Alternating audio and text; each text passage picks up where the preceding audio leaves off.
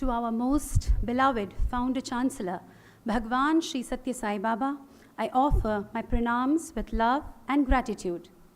Revered Chancellor and Vice Chancellor of Sri Satya Sai Institute of Higher Learning, the Registrar of the University, our honorable guest speakers, Professor Bharati Harishankar, Vice Chancellor, Avinash Lingam Institute for Home Science and Higher Education for Women, Coimbatore, Dr. Poonam Nigam Sahai, Associate Professor and Head of the Department of English, Ranchi University, Dr. Bhagyashree Verma, Associate Professor of English, University of Mumbai, respected directors, deans, senior professors, faculty members, heads of the department, and dear participant research scholars and postgraduate students of our institute and the participant postgraduate students, and those who are tuned to us online via our YouTube channel, Sai Ram and Namaste. On this day of the Festival of Colors, I wish all of you a wonder-filled Holi. After all, literature is but a canvas that holds the splash of life's colors. I am Dr. Soumya from the Department of English. I deem it my privilege to welcome each one of you today to Literate Edition 5, a 2-day national conference for postgraduates and research scholars on language, literature, and beyond, exploring new frontiers of English studies in collaboration with Literary Voice, a peer-reviewed journal indexed in Web of Science.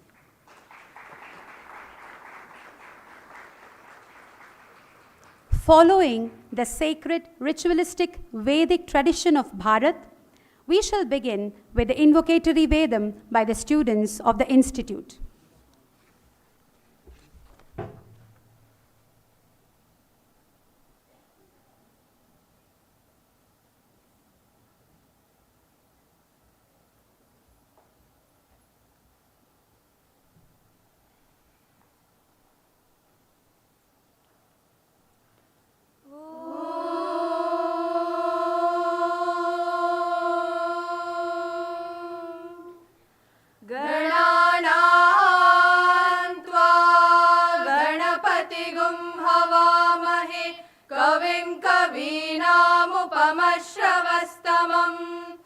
ज्येष्ठराजं ब्रह्मणां ब्रह्मणस्पत आनशृण्वन्नोतिभिः सीदसादनम् प्रणो देवी सरस्वती वाजेभिर्वाजिनीवती धीनामवित्रयवतु गणेशाय नमः सरस्वत्यै नमः श्रीगुरुभ्यो नमः हरिः ओम् नीलादेवी गुं शरणमहं प्रपद्ये गृणाहि घृतवती सवितराधिपत्यैः पयस्वतीरन्तिराशानो अस्तु ध्रुवा दिशां विष्णुपत्न्यघोरास्येषाना सहसोऽयामनोताः बृहस्पतिर्मातरिश्वोत वायुः सन्धुवाना वाता अभिनो गृणन्तु विष्टम्भो दिवो धरुणः पृथिव्या अस्येष्याना जगतो विष्णुपत्नी विष्णुपत्न्यै च विद्महे श्रीभूसख्यै च धीमहि तन्नो नीला प्रचोदयात् ॐ शान्ति शान्ति शान्तिः।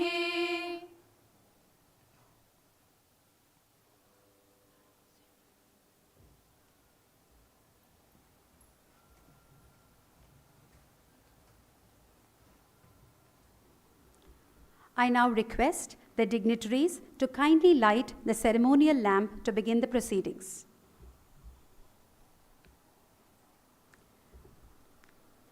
Chancellor Sir, Vice Chancellor Sir, and our guest speakers,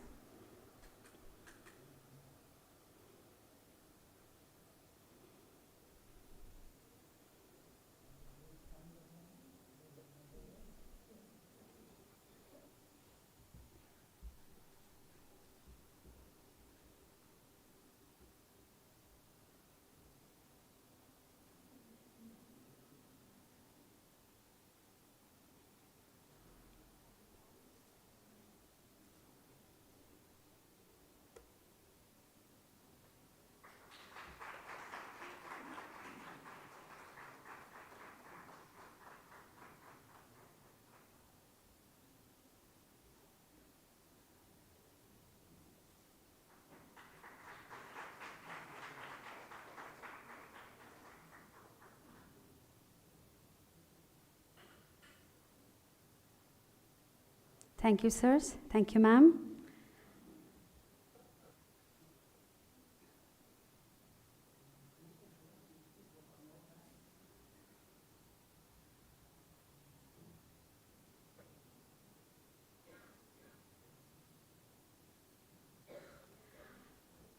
A popular verse from Vishnu Purana reads, Sa vidya ya vimuktaye.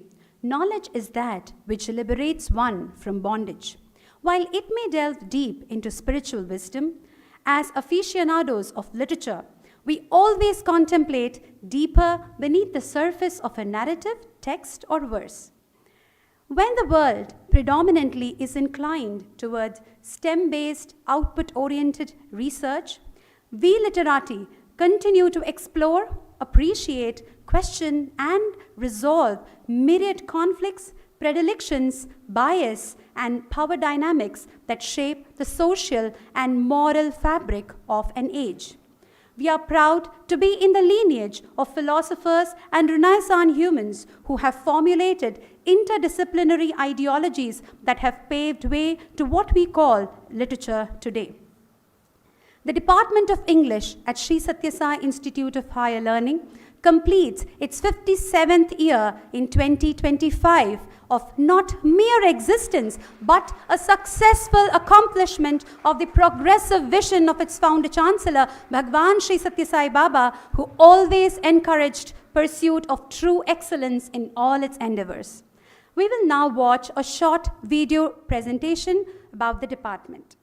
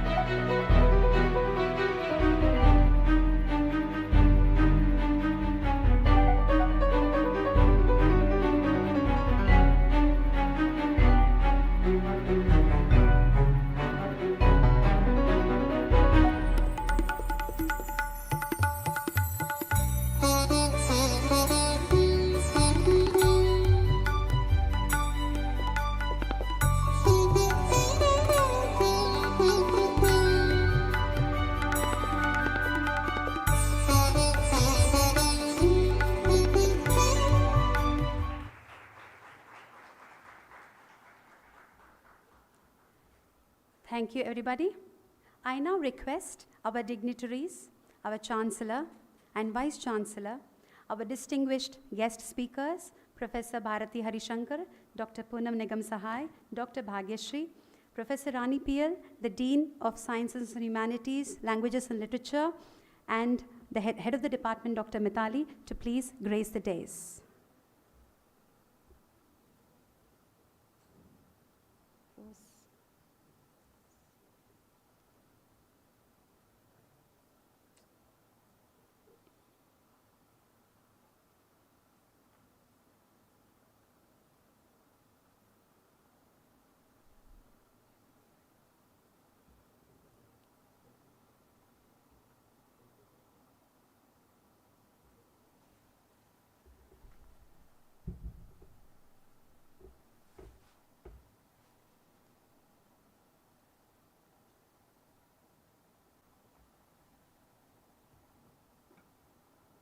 To present the token to Dr. Bhagyashree of University of Mumbai. To present the token to Dr. Bhagyashree of University of Mumbai.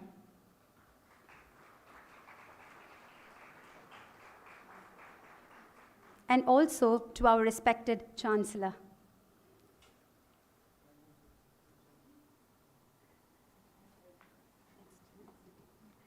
I request Dr. Mithali Khanna, Head of the Department of English, to honor our Vice Chancellor.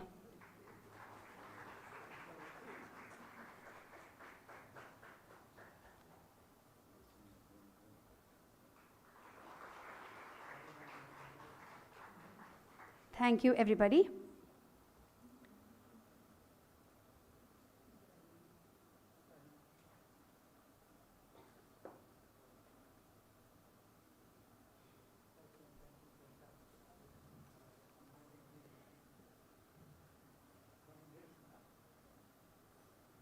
Professor Rani P joined the Department of English Languages and Literature at the university in 1996 after clearing the Andhra Pradesh College Service Commissioner's National Eligibility Test for lecturership.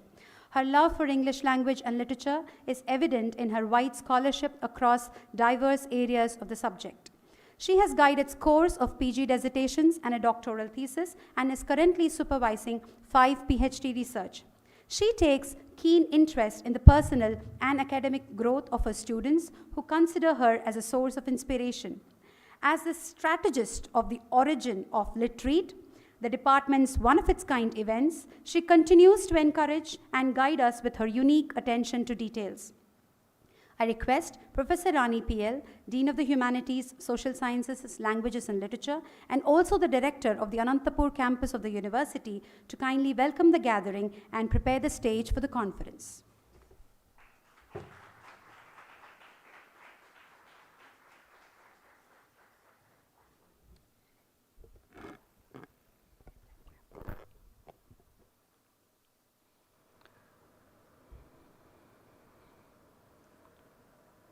Our collective reverential pranams to the Divine Founder Chancellor, Bhagwan Sri Sathya Sai Baba. Revered Chancellor, Sri K. Chakravarti Sir, IAS. Respected Vice Chancellor Sir, Professor B. Raghavendra Prasad. Guests of honor, Professor Bharati Harishankar, Vice Chancellor, Avinashi Lingam Institute, Dr. Poonam and Dr. Bhagyashree from the Universities of Ranchi and Mumbai, our dignitaries of the dais, our Registrar, Dr. Shrikant Khanna, Senior Professor and Dean of Sciences, Professor Pallav Kumar Barua, the Director of the Prasanthi Nilayam campus, Dr. Raghunath Sharma, all my esteemed colleagues, research scholars, students, and participants. If winter comes, can spring be far behind? Holy greetings. Holy marks the end of winter and the beginning of spring. And I just think this is the right occasion to seek guidance to see the path and grace to walk that path. With my prayers to Bhagwan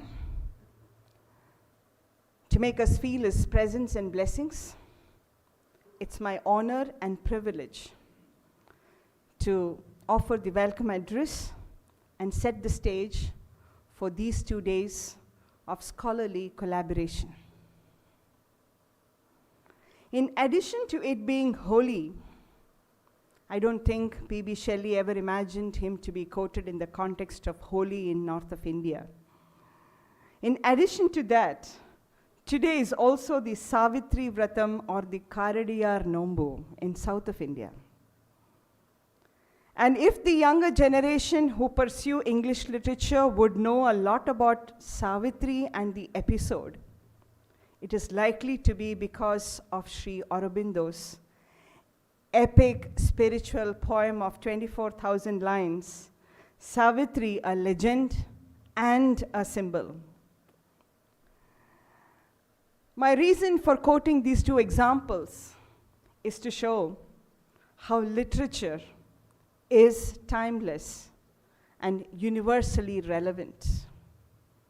A line of Shelley for the festival of Holi in the north of India, a line of Sri Aurobindo to celebrate and worship with rigorous rituals, fidelity, and welfare of householders.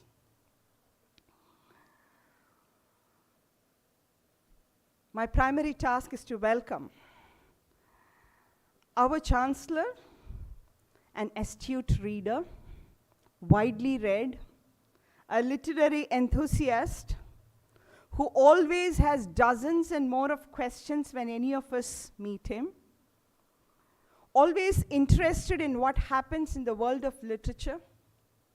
Sir, it's our true honor to have you grace us on this occasion.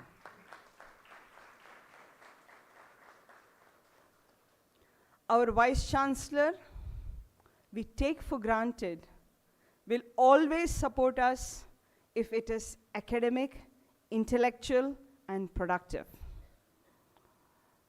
But his keen sense of observation never leaves minute details unquestioned. And that's what, as faculty, we enjoy when we work with him. Thank you, sir, despite your busy schedule, making time to be with the Department of English today.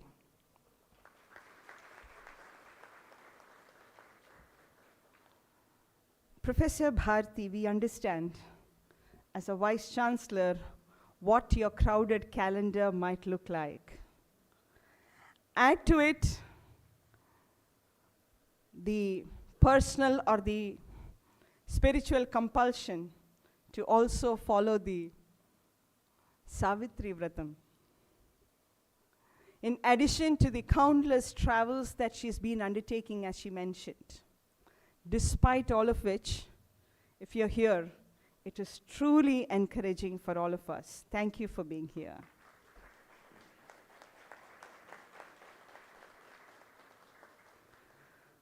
Dr. Poonam and Dr. Bhagyashree, we are so looking forward to listen to your talks, which we believe are going to be enriching and engaging for all of us and for all our students. Thank you for making that effort to travel all the way down to South and be with us today. Welcome.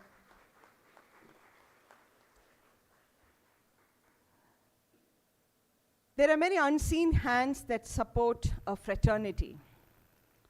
If the DEL, as we would like to call ourselves, Department of English Languages and Literature, is able to put together an event today, it is definitely because of the subtle but strong support that we receive from all our colleagues, our registrar, my co-deans, the directors of campuses. All of you have contributed your definitively significant bit to help us to put this together. And we are so happy that you have made it to this inaugural event. Welcome, sirs. My colleagues, research scholars and students are with me in this task of welcoming everybody. But all of us together want to offer our welcome to those of you for whom this visit to Prasanthi Nilayam is the first. Believe me when I say that it is the permanent thrill of a transfiguring touch, as Sri Aurobindo said. Let me repeat that. The permanent thrill of a transfiguring touch that keeps most of us in this institution and at Sri Sathya Sai Institute of Higher Learning. And I believe, without my having to explain it, all of you who are here for the first time will experience it for yourself. So much to a very fruitful immersion in a literary cum spiritual exercise at Prasanthi Nilayam. Literature, language, and beyond. That is the title we've given to this year's Litreat. Literature, like I mentioned in the beginning, is never ever going to be redundant. Literature is what captures history firsthand. Literature is what records emotions unsaid. Literature is what keeps pace with every single societal change. Let me give you a quick example before I close. 200 plus years ago, when Mary Shelley wrote the Frankenstein, I don't think she ever imagined she was making a few predictions of a world that's controlled by artificial intelligence.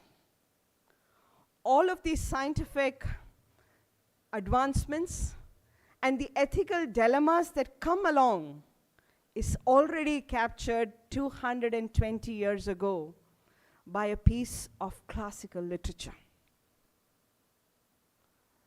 Come to language.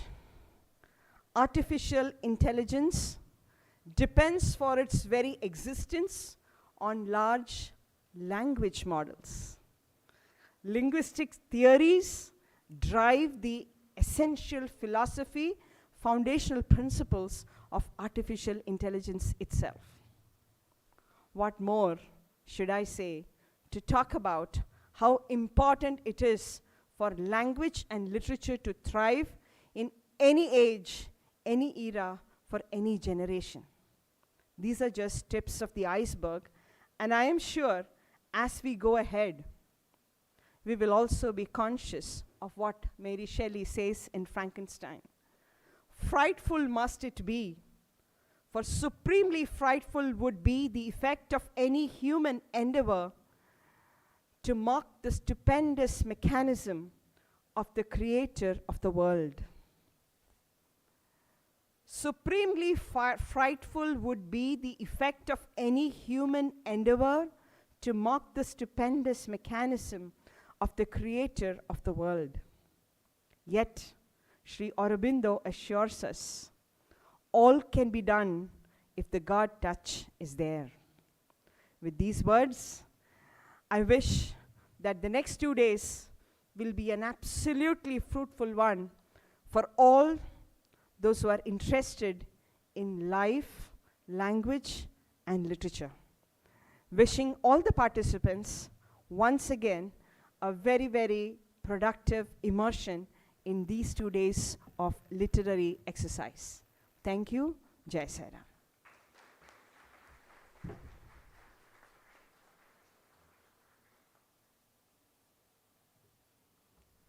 Thank you, ma'am.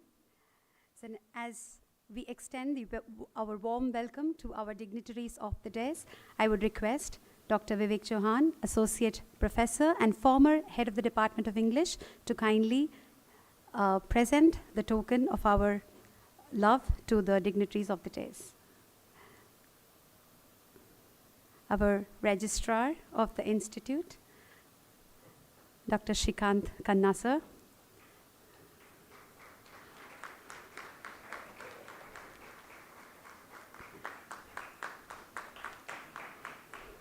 the Dean of Sciences, Professor Barua sir,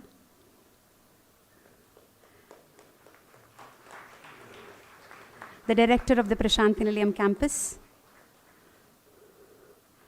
Dr. Raghunath Sharma sir.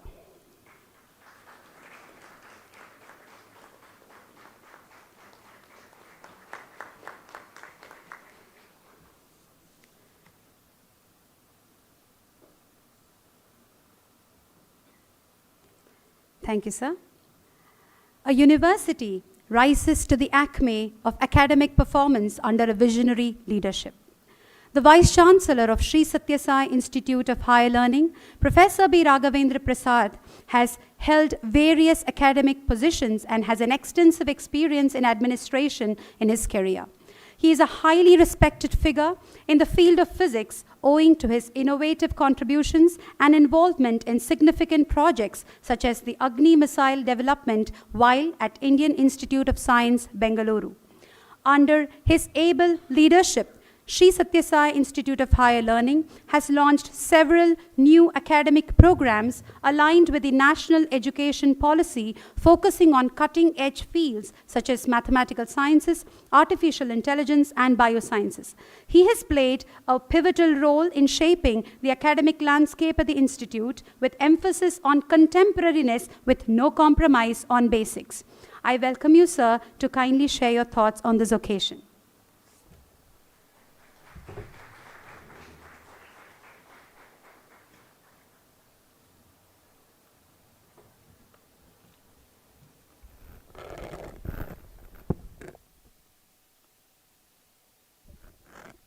Om Shri Sai Ram.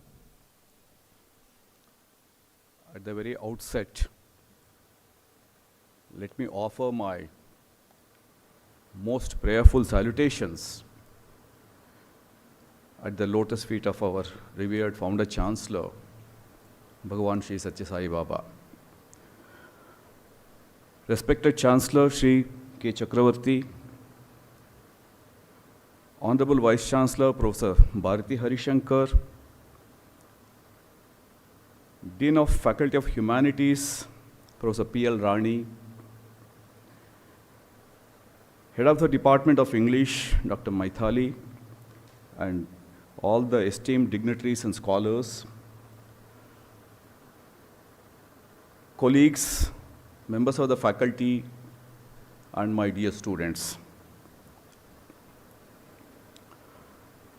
I wish you all a very happy Holi to begin with. And of course, today is other sacred day also for South Indians.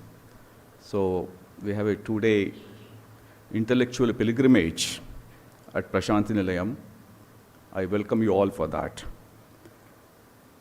I would like to make a small correction in my introduction, if you don't mind.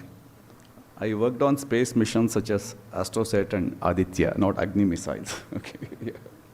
It's a small correction, that's fine. It's my honor to address this distinguished gathering as we come together for this 2-day national conference on language, literature, and beyond, exploring new frontiers in English studies. This is being organized jointly by Department of Languages and Literature, that is English, in collaboration with Literary Voice. This event is a testament to our shared commitment to academic excellence and innovation. Of course, if I have to say something about the Department of Languages and Literature, I would say it's one of the most vibrant in our university. Is home, as it was shown in the short video presentation, to nearly about 20 faculty members and over a dozen research projects. It has consistently demonstrated its dedication to fostering intellectual engagement, as exemplified by this event, Literate 5, Edition 5, an annual event that has brought all the scholars, educators, and students together since 2020. And as I said in the beginning, today marks the 5th edition of this initiative, which continues to facilitate meaningful dialogue and the exchange of ideas. In an era characterized by rapid technological advancements and globalization, the significance of literature and language cannot be overstated. These disciplines hold profound importance in understanding and shaping our modern world. Literature, in its myriad forms, serves as a mirror reflecting the complexities of human experience. It offers insights into diverse cultures, histories, and perspectives, fostering empathy and understanding among communities. Literature captures the essence of human emotions, thoughts, and aspirations, transcending both time and space. Now coming to language, which on the other hand is the very foundation of communication. It empowers us to express ideas, share stories, and connect across cultural and linguistic boundaries, which is absolutely essential now. In our interconnected world, the ability to communicate effectively is paramount, enabling us to bridge gaps, build relationships, and collaborate on a global scale. Moreover, literature and language to inspire social change. We have known that through storytelling, which most of us have heard when we were small, we can raise awareness about pressing issues, advocate for justice, and mobilize communities. Writers and poets have long used their voices to ignite movements and spark dialogues, resonating across generations to drive progress. I'm sure history is replete with such instances. And of course, being a scientist myself by profession, the relationship between literature and science is particularly symbiotic. Science fiction, for instance, envisions future possibilities and underlying ethical dilemmas arising from scientific advancements. While scientific discoveries themselves inspire new literary genres such as climate change fiction, cyberpunk fiction, etc. Now, what are these new frontiers Professor Rani talked about briefly in her talk? And this conference particularly encourages us to transcend traditional boundaries and examine the intersections of literature with technology, cultural studies, and interdisciplinary research. It challenges us to rethink our perspectives, exploring how language and literature shape identities and foster empathy in a rapidly changing world. Platforms like this not only provide avenues for the furtherance of knowledge, but also nurture culture of dialogue necessary for sustaining an intellectual climate which is absolutely essential in the current situation. Of course, the serene Prasanthi Nilayam campus, as you all see that, offers the perfect backdrop for this exchange of ideas and collaborations. I personally extend my gratitude to the organizing team for their dedication and warmly welcome all our distinguished speakers for sharing their expertise.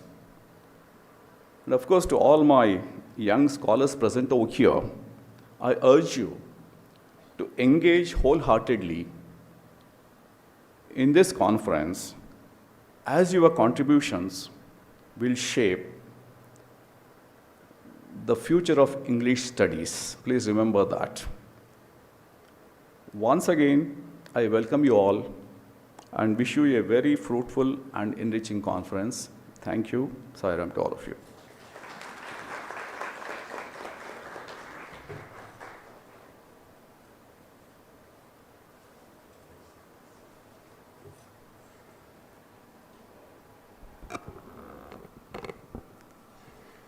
Firstly, I stand corrected at my error in your introduction, sir. I'm very sorry about that. But thank you very much, sir, for acknowledging the symbiotic relationship between the growing scientific temper and modernity with the culture that defines human life. Thank you very much, sir, for your thoughts. Shri K. Chakravarti, sir, a distinguished figure in the realm of education and administration, currently serves as the Chancellor of Sri Sathya Sai Institute of Higher Learning. After completing his university education in economics, Shri Chakravarti, sir, joined the Indian Administrative Service, IAS, in 1960. His illustrious career in the IAS saw him hold various significant positions. His tenure in these roles was marked by his commitment to public service and his ability to navigate complex administrative challenges. In 1981, he was appointed as the first registrar of Sri Sathya Sai Institute of Higher Learning. Under the divine guidance of Bhagwan Sri Sathya Sai Baba, he played a pivotal role in establishing the administrative and academic framework of the university. Alongside the first Vice-Chancellor, Professor V.K. Gokak, he introduced the unique Sri Sathya Sai system of integral education, which emphasizes the holistic development of students. Sir's contributions extend beyond academia to community service like Medicare, Educare, and Sociocare, following the model set by Bhagwan Sri Sathya Sai Baba. On June 18, 2018, Sir took charge as the fourth Chancellor of the university. Under his precise guidance and administration, there have been significant advancements in the infrastructure of the university, including smart classrooms, state-of-the-art laboratories, libraries, and Wi-Fi equipped hostels. I welcome you, sir, to kindly deliver the inaugural address for Literate Edition 5.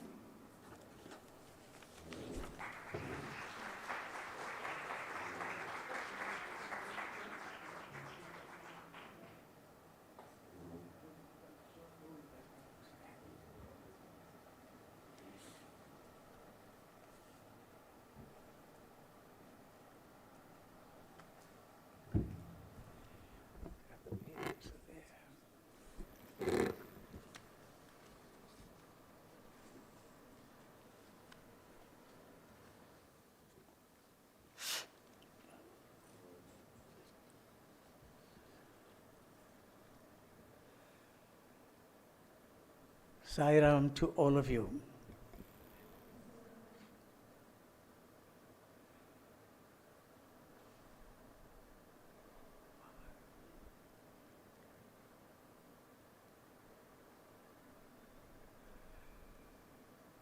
My salutations at the lotus feet of Bhagwan. My throat is not in good shape, so you have to excuse me for this roughness in my voice.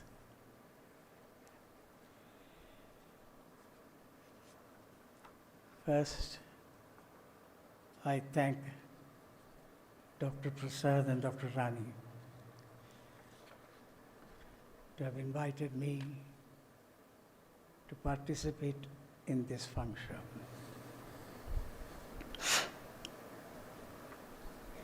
Others talk to you in general. Since I've been specifically asked to talk on the subject, I'm not giving a tour de horizon of our institute and its growth.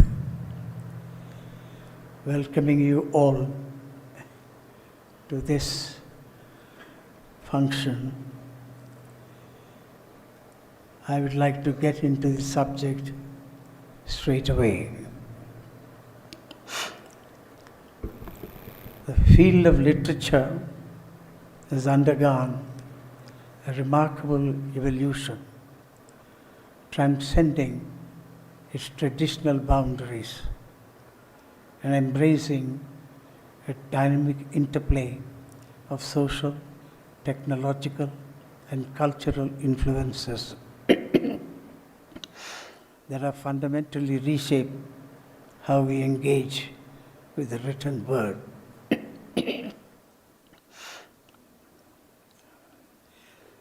As we navigate this transformative landscape, it is crucial to delve into the scholarly discourses that has illuminated the shifting paradigms underlying the very essence of literature. This evolution has seen literature expand its reach, encompassing new forms of expression and engaging with diverse perspectives that challenge the conventional notions of literary merit. The once rigid boundaries between genre, media, and cultural traditions have become increasingly permeable.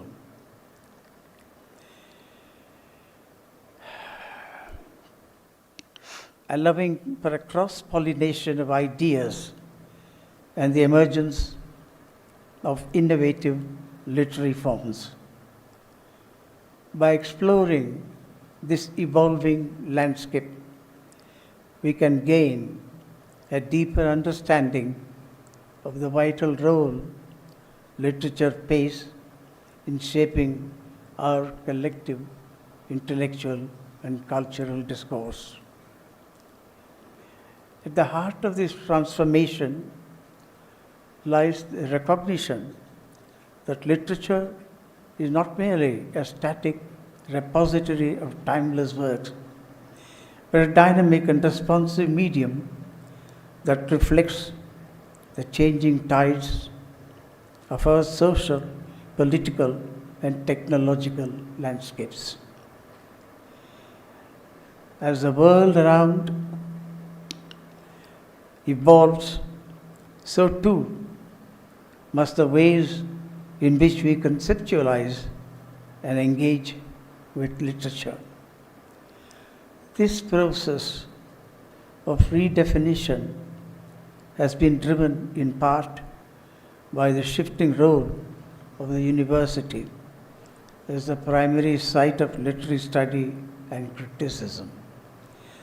The once marginalized position of literature within the academic curriculum has given way to the emergence of literary criticism as a distinct and influential discipline, fostering a deeper engagement with the concepts, interplay between text, context, and cultural significance.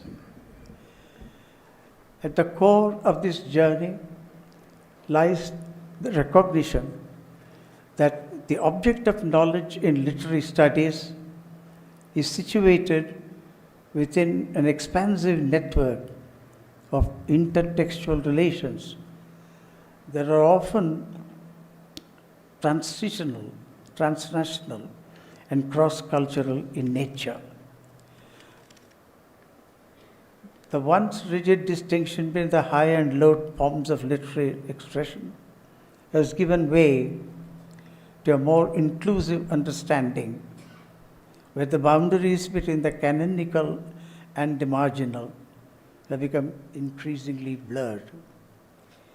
This shift has not only challenged our traditional notions of literary value, but has also expanded the very definition of what constitutes literature, as we come to terms with the ways in which new technologies and digital platforms have given rise to novel forms of literary expression. Indeed, this evolving landscape has profoundly influenced the academic and scholarly approaches to the study of literature. As Scherer aptly notes, the world is changing, and the national, economic, political, religious, and ethical concepts reflected in the literature of our time are no longer the same as those that guided the literary sensibilities of previous generations. This recognition has led to a call for a more inclusive definition of literature, one that encompasses not only the traditional written forms, but also the dynamic, multimedia-driven expressions that have emerged in the digital age. This expanded view acknowledges the diverse ways in which literature now manifests, embracing a wide spectrum of creative outputs, from digitally native works to multimedia hybrids that integrate text, image, sound, and interactive elements.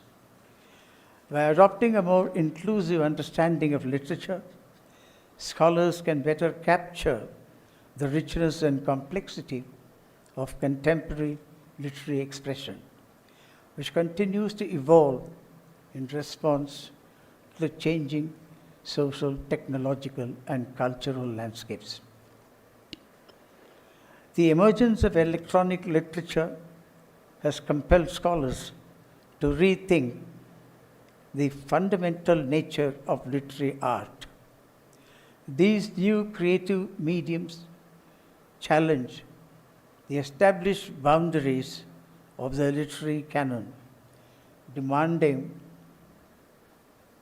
a reconsideration of the criteria by which we judge and evaluate literary merit. As Catherine Hales observes, electronic literature must be electronic and literary, requiring us to develop new critical frameworks that can accommodate the unique qualities and affordances of these digital literary forms. The integration of digital tools and methodologies into literary scholarship has further expanded the horizons of literary analysis, enabling scholars to uncover patterns, connections, and insights that are previously inaccessible through traditional close reading techniques. The rise of data-driven approaches to literary and cultural analysis has the potential to radically transform our understanding of literature. The influence of data-driven methodologies and computational tools borrowed from computer science has further accelerated the shift towards a more interdisciplinary, technologically informed approach to the study of literature. As Alan Liu contends, text analysis, visualization, and data mining have transformed the ways we engage with and interpret literary texts, unlocking new pathways for exploration and discovery. However, the integration of these digital tools and data-driven approaches has not been without its critics, who argue that such methods may overlook the nuanced, subjective, and contextual aspects of literary analysis that have long been the hallmark of traditional humanities scholarship, to which generation I belong. As this debate continues to unfold, there is a growing recognition that the incorporation of digital methodologies can in fact complement and enrich the interpretive practices of literary scholars, offering new perspectives and insights that were previously inaccessible. The shifting landscape of literature has also challenged the long-held distinction between high and low. As the rise of popular literature has compelled scholars to reconsider the ways in which we value and engage with literary works.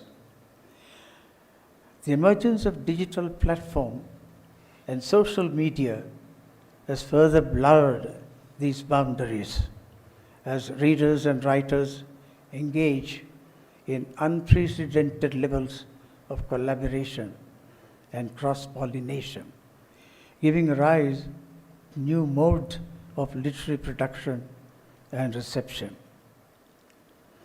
To fully embrace the ever-evolving landscape of literature, scholars must chart contemporary literary expression, which might end up as not English at all. By engaging with diverse perspectives and methodologies that have emerged in response to these transformations, we can deepen our understanding of the vital role literature plays in shaping our cultural, social, and intellectual landscapes. As Zimmler notes, the traditional dichotomy between highbrow and lowbrow literature has given way to a more fluid and interconnected understanding of literary culture, where the boundaries between the canonical and the popular have become increasingly permeable. This recognition has led to a re-examination of the assumptions and biases that have long governed the study of literature, opening up new avenues for exploring the rich tapestry of literary expression that encompasses both the hallowed classics and the vibrant, innovative works that emerge from the margins.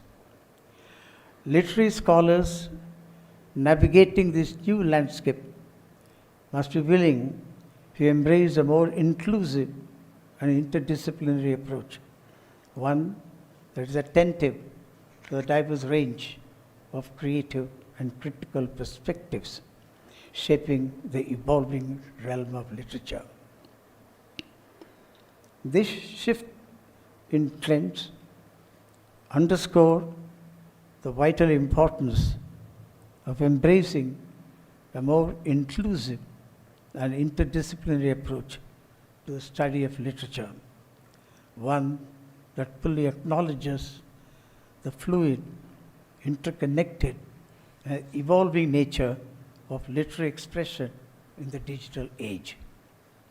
By doing so, you, as a scholar, can unlock new pathways for deepening and understanding of the transformative role of literature in shaping our cultural, social, and intellectual landscapes. I do hope that young scholars who are now in the pursuit of their PhD do something in the area of new literature, although my heart still lies in the old literature.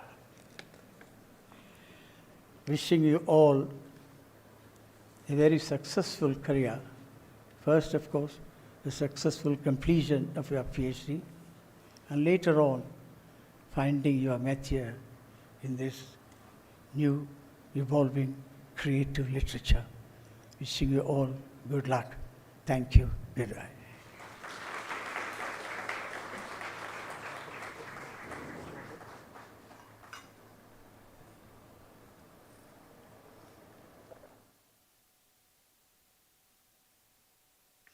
It's become so dry. I don't know.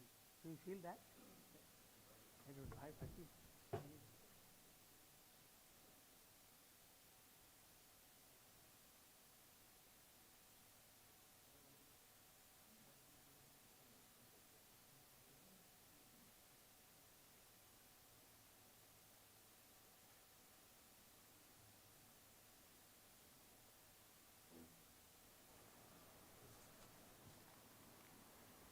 Sir, your roughness in voice may not really be the softness in your heart.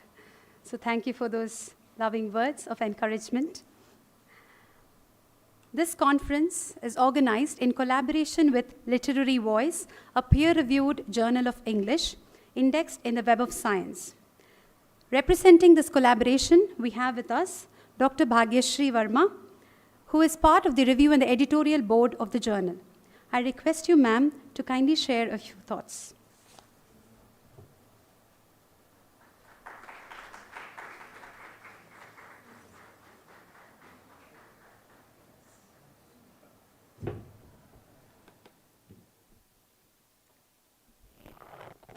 Thank you. My pranam to Sai Ramji, the visionary founder, Chancellor of this beautiful institution. My namaskar to Chancellor Sir, Vice Chancellor Sir, the Dean Madam, the Vice Chancellor Madam, Head of the Department, members, teaching faculty here, Registrar Sir, and dear friends, dear students. It's a very proud moment for me, standing here to speak in the voice of Literary Voice. Representing this research journal, I'm going to read out the passage of report to you, which is on behalf of Literary Voice. Before I begin reading this passage, what comes to my mind after listening to the speeches of the great saints here? कौन कहता है भगवान आते नहीं, तुम भक्ति से इनको बुलाते नहीं. S.T. Coleridge has the same thought. It's Eastern and Western spirituality we try to separate. What S.T. Coleridge says is, saints will arrive if men will call, for the blue sky bends upon all. Saints will arrive if the men will call, for the blue sky bends upon all. Sri Bhagavan was here. He created, on the call of humanity, he created this center of knowledge. I'm so proud to witness this moment of the holy day, the holiday on the day of Holi. With my best wishes to you all, I begin reading this voice of Literary Voice, briefly presented in this passage.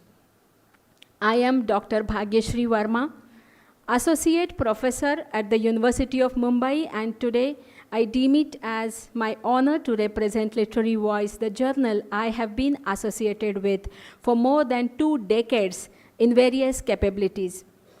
Ladies and gentlemen, Literary Voice, a peer-reviewed journal of English studies with its own ISSN number, indexed with the Web Science ESCI, Cosmos, ESJI, 12OR, Site Factor, Infobase, is published regularly in March and September with special focus on literature written in English all over the globe. It aims to promote healthy, constructive, critical, and interpretative writing on literary issues and trends, and it approves a publication platform for the talented research scholars and emerging new voices in the genres of poetry and fiction globally. Besides book reviews, poems, and interviews with authors, we publish research articles of authors belonging to different nationalities on various facets and genres of literature, literary criticism, linguistics, and ELT. Literary Voice is a non-political and does not charge any publication or article processing fee. However, membership of the journal is mandatory for the author or authors. In case of joint papers, a member of Literary Voice will be entitled to receive 2 editions of the journal free of cost. Please visit us at www.literaryvoice.in to get acquainted with the policies of the journal. An article submitted for the possible consideration or publication in the Literary Voice must be following the guidelines for the authors. The submissions to the Literary Voice pass through double-blind review process. All communications and queries regarding submissions must be addressed to literary-voice@yahoo.com. To date, we have published 23 regular editions of the journal, comprising research papers and interviews with 11 prominent writers from India, UK, and Canada. These writers include Kavita Kane, Meena Kandaswamy, Molly Joseph, Jatinder Verma, Usha Kishore, Mohineet Boparai, Shabnam Kaur, Dr. N.K. Neb, Dr. Jarnail Singh Anand, Professor Kulbhushan Razdan, and Indian Sahitya Academy Award winners Swaraj Bir Singh and Swaranjit Savi. Besides 4 special editions of the special papers, national, international conclaves organized by Chandigarh University, DAV College, Faridabad, and National Institute of Technology, Warangal have been published so far. In 2023, we had launched the Literary Voice, an international peer-reviewed journal of English studies with its own ISSN number again, followed by 2024 edition. Its January 2025 edition is in the pipeline. Each published article in Literary Voice online carries the unique DOI. However, its indexation with the Web of Science is already in process. Literary Voice online can be accessed at http://literaryvoiceglobal.in. The submissions can be sent to lvonline22@gmail.com. In the month of November, we have collaborated with Sri Sathya Sai Institute of Higher Learning, Puttaparthi, in the fervent hope that the deliberations during this Lit Treat 5 will certainly yield research papers for profound research content. Amen. Thank you very much. Thank you.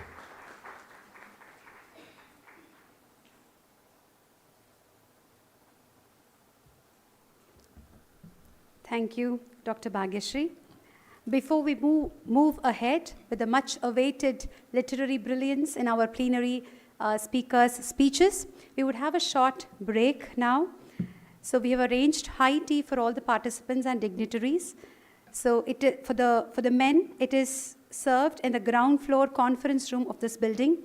For the women participants and the guests, it is at the foyer. For the dignitaries, it is served at the Center for Sri Sathya Sai Studies. Please be back, the participants be back in another 15 minutes. Thank you. Sai Ram.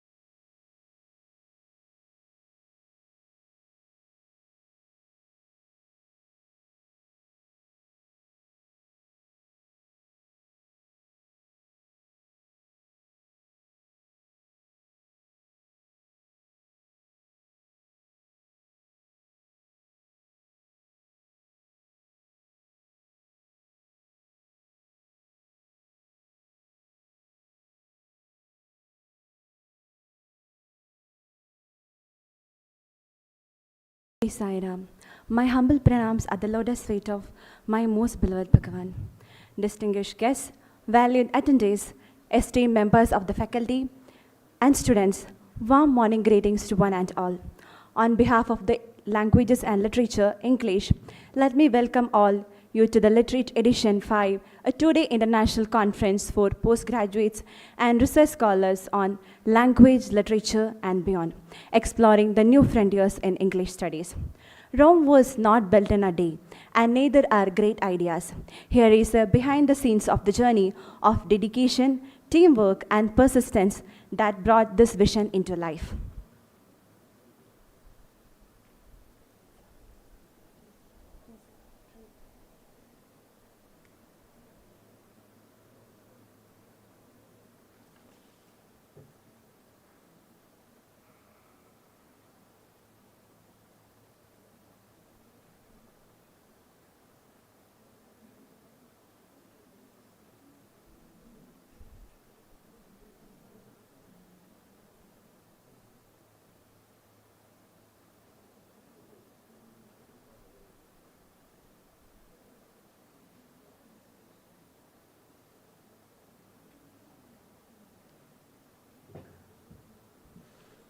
Sorry for the inconvenience. It is a distinct honor to welcome Professor Bharati Harishankar, the esteemed Vice Chancellor of Avinashilingam Institute for Home Science and Higher Education for Women. Professor Harishankar is a highly accomplished academic and administrator. Her scholarly pursuits encompassing post-colonial studies, gender studies, literary theory, translation, and web-based pedagogy are marked by intellectual rigor and insightful analysis. Her extensive contributions comprising over 126 publications, including monograph and critical editions, stand as a testament to her erudition. Professor Harishankar's leadership is recognized through her fellowship with the Royal Society of Arts, participation in the U.S. Department of State's International Visitors Leadership Program, and the MHRD's Leadership Program for Academicians at Jamia Islamia and the University of Virginia. She holds an honorary adjunct professorship at Athabasca University. Notably, she held key positions at the University of Madras, including Dean, Student Affairs, and Director, IQAC, and is actively involved in the national education policy implementation. Her commitment to education and inclusivity makes her an exceptional leader. I'm certain that I could talk for hours about ma'am's achievements, but the eager minds waiting to listen to you compel me to cut short. I welcome you, ma'am. Please join me in extending a very warm welcome to Madam Dr. Professor Bharati Harishankar.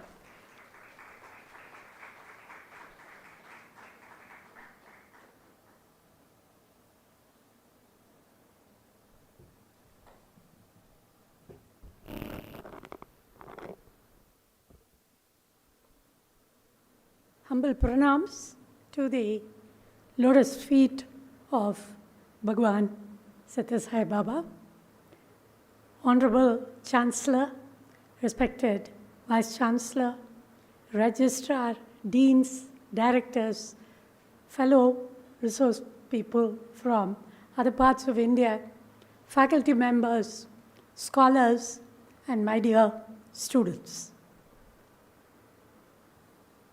Literature,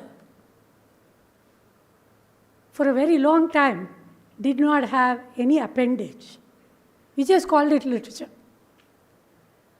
We said literature is literature because it explores, one, the relationship between man, woman, humans, and nature, between humans and other human beings, and finally between humans and God. And that seems to have sufficed for a fairly long time. And then we started adding some kind of markers, including American literature, British literature, post-colonial literature. You name it, we kept adding. And Today, we come right back and ask, what is beyond language and literature? Do we say everything is beyond, or do we say there is nothing beyond language and literature as we know it? The reason why I am raising this question is because our literary analysis over many, many centuries have been focused on providing an interpretation, providing a framework for interpretation, providing what we may call a literary form-based, genre-based understanding. So in other words, the way we read and understand a poem is different from the way we read and understand, say, a drama, a play. But moving on, we also started providing little markers to literature. So somewhere along we decided British literature seems to have been the place where it all started. So we started looking at American literature as a way of talking back to British literature. Commonwealth literature as a way of talking back to British literature. What we forgot along the way is that there is an essence of literature that is pretty much unchanging. There are perspectives to literature where change is the only constant. Given that, how do we balance between, say, a changeless essence and the changing consciousness that evolves with respect to literature? So when we look at how literary studies are placed today, one thing we need to look back to is, by literature, for a very long time, or even to say literary studies, what we assumed was included were the study of the English language, the study of literature, and the study of what we call composition.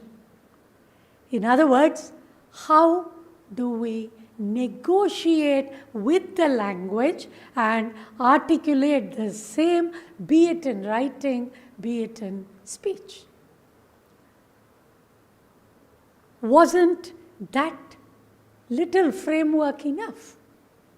When we say English studies, did we need anything beyond, say, a study of language, study of literature, and composition? Not necessarily. However, somewhere along, when we start looking for innovations, new insights, what changes is the kind of focus we bring into literature. And that is where we notice that traditional areas of literature got a new makeover, for instance. So, while we started looking at literature, initially we thought it was British literature, but you must remember that at least in India for us, if we talk about English literature, it's a very new entrant into the gamut of what we call literature. Starting from the very, very fine tradition of Sanskrit literature, or an equally long and illustrious tradition of Tamil literature, when we start looking at English literature, we had two very different responses to it. One, is this a new form of literature? The answer is yes and no. It was new to the extent that the novel as a form for instance, was introduced into many of the Indian literatures thanks to the influence of English literature. But if on the other hand, we start using very, very modern frames of reference, including revisits, retelling. Okay. Just to rewind back quite a few centuries, we have the epics Ramayana and Mahabharata put down to writing. There is a socio-cultural, religious milieu that changed. And at that moment, we already had the Bhagavatam, which was reviewing what the epic said. So if we are talking about retellings, revisits, it's not really new. Go a little forward after Bhagavatam. You have the place of Bhasa.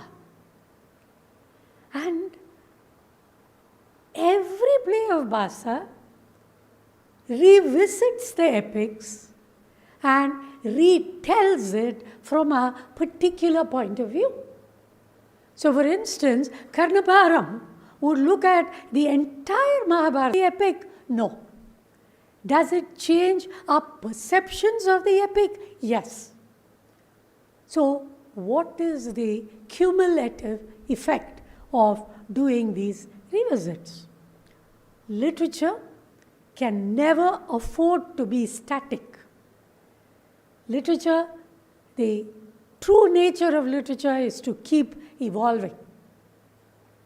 But in order to capture the flow of life and flow of literature, as it were, we need to start focusing, zooming in certain aspects. So that is how we started having the revisits, retellings of our own epics.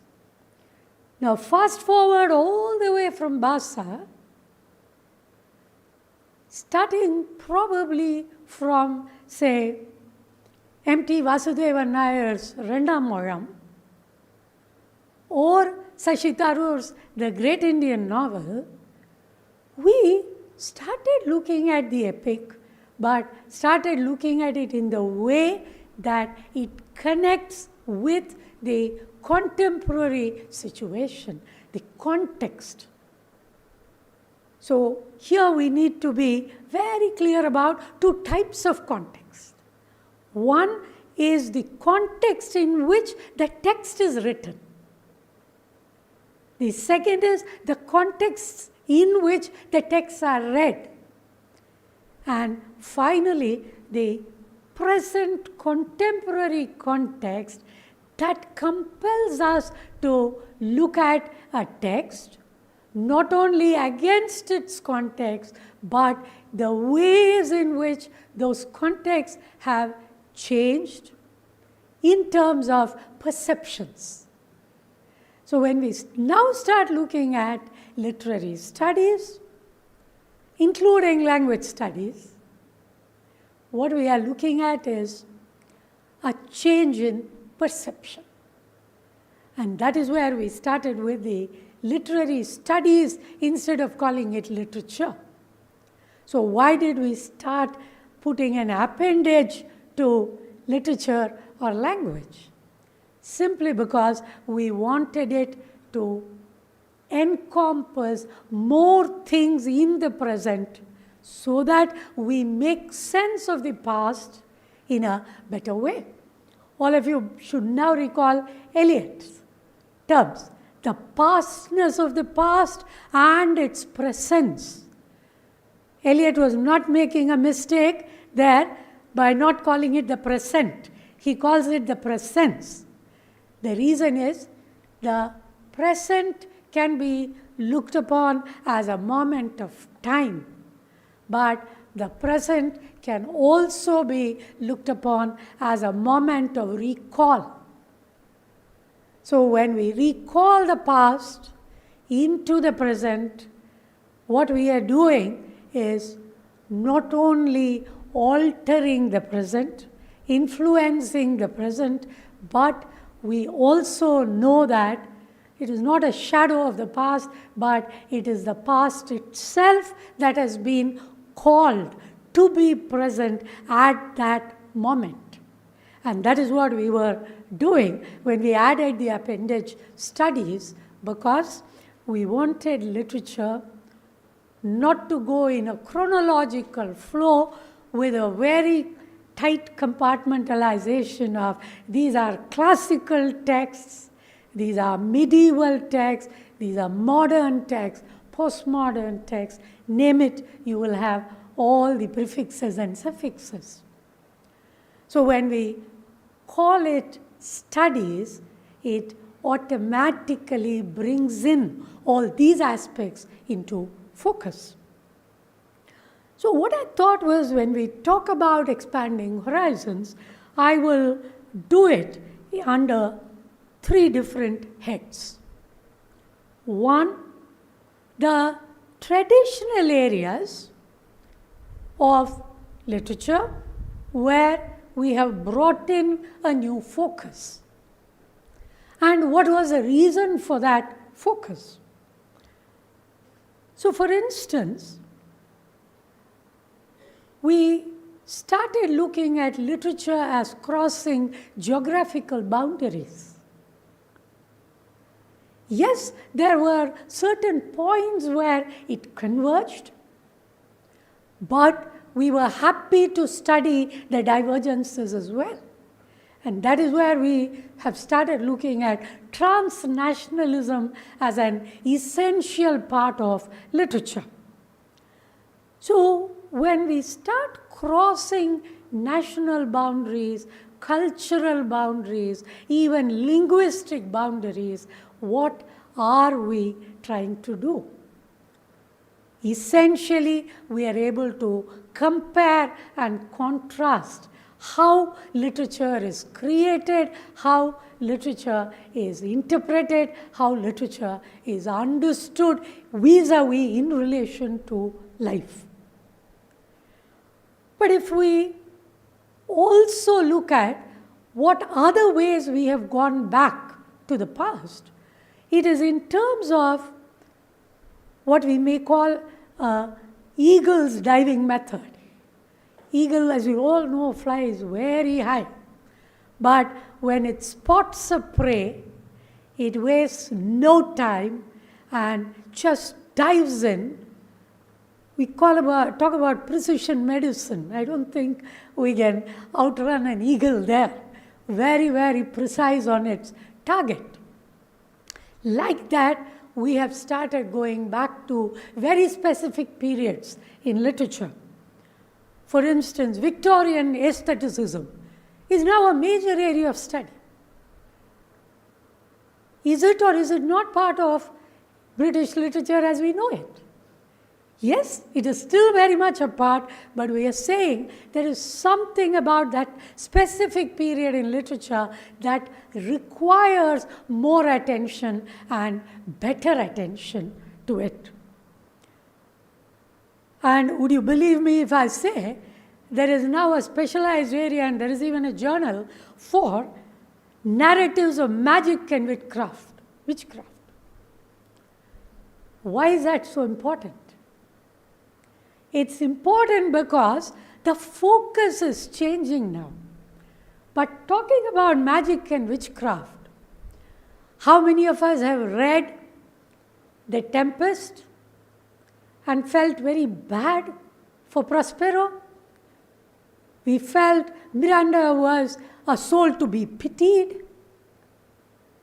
Fast forward now. Post-colonial view of literature questions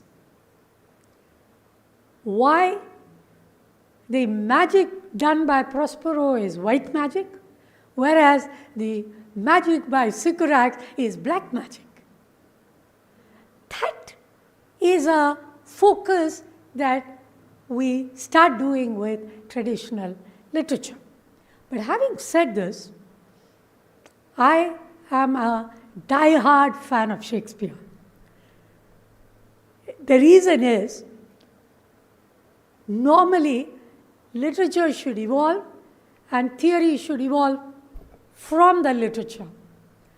But we are in the age of isms.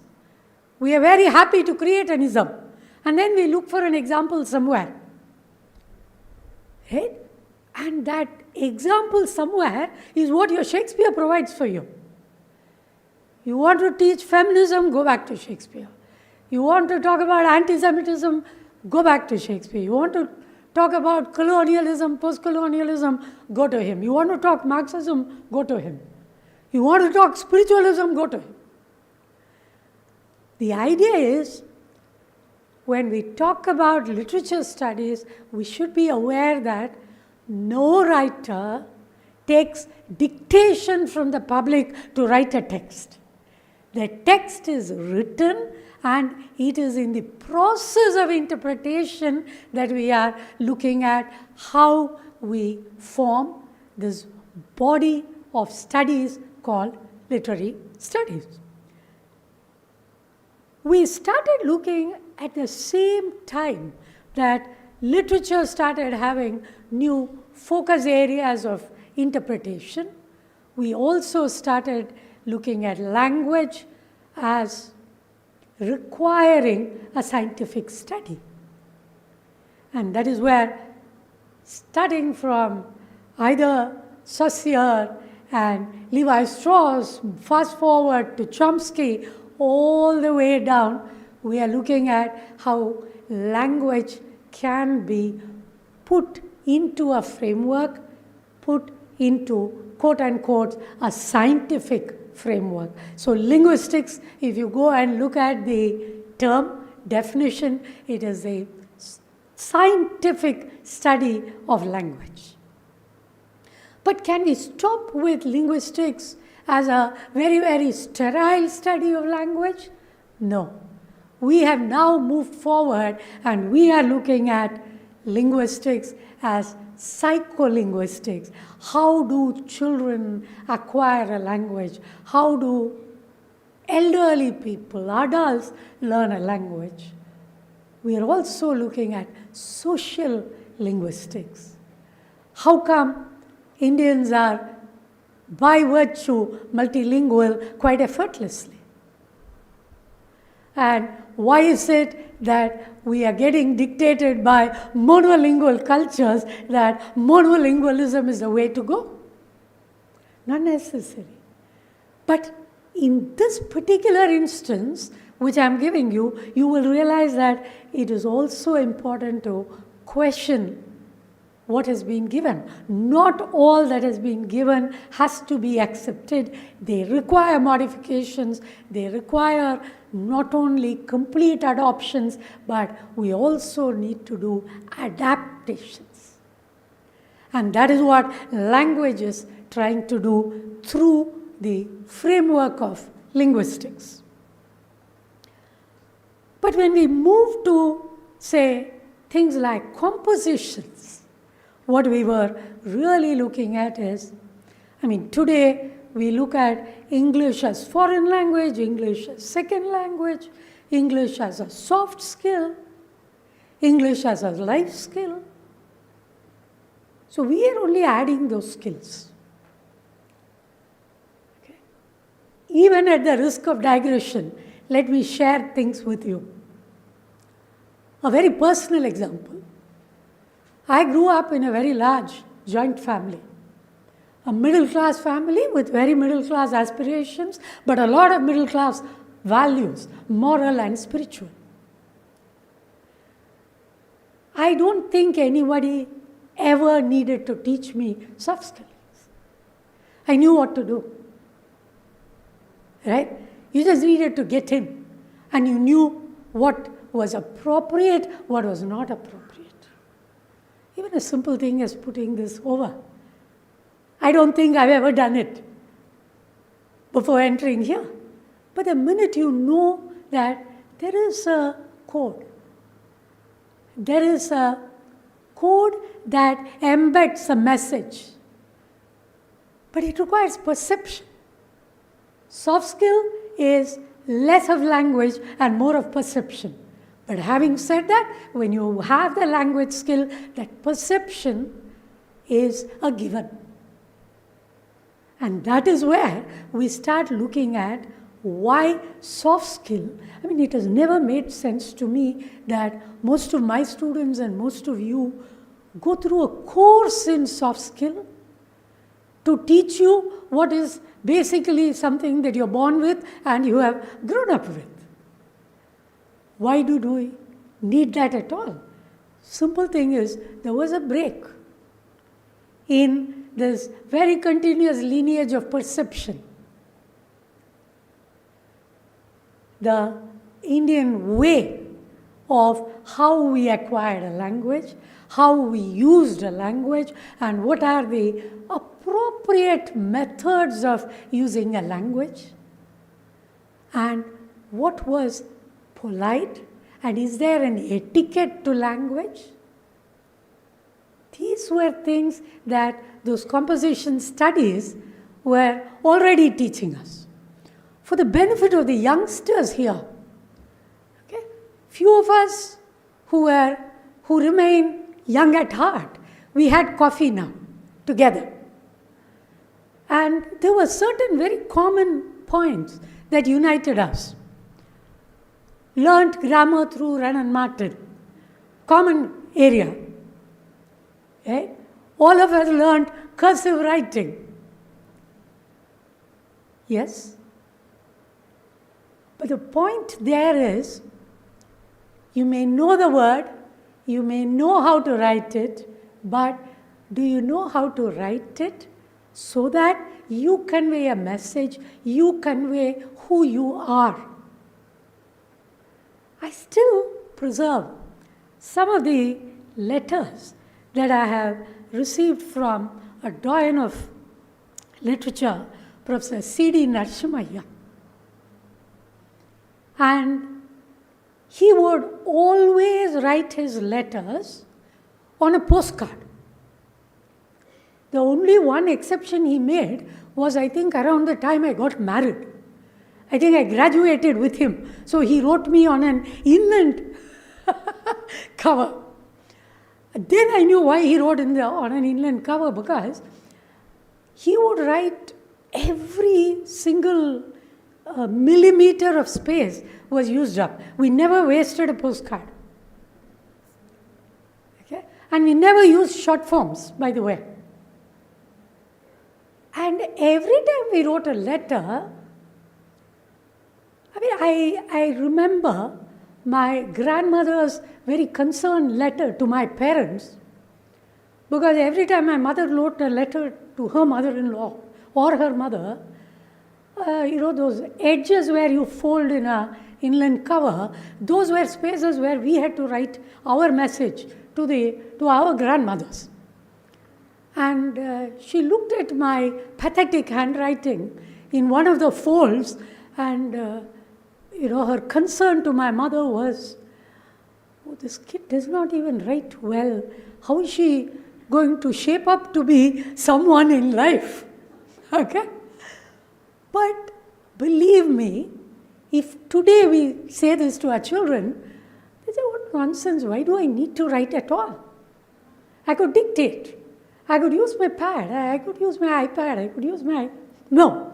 The idea was the mark of writing well, mark of speaking well, actually conveyed whether we were growing up with the necessary etiquette.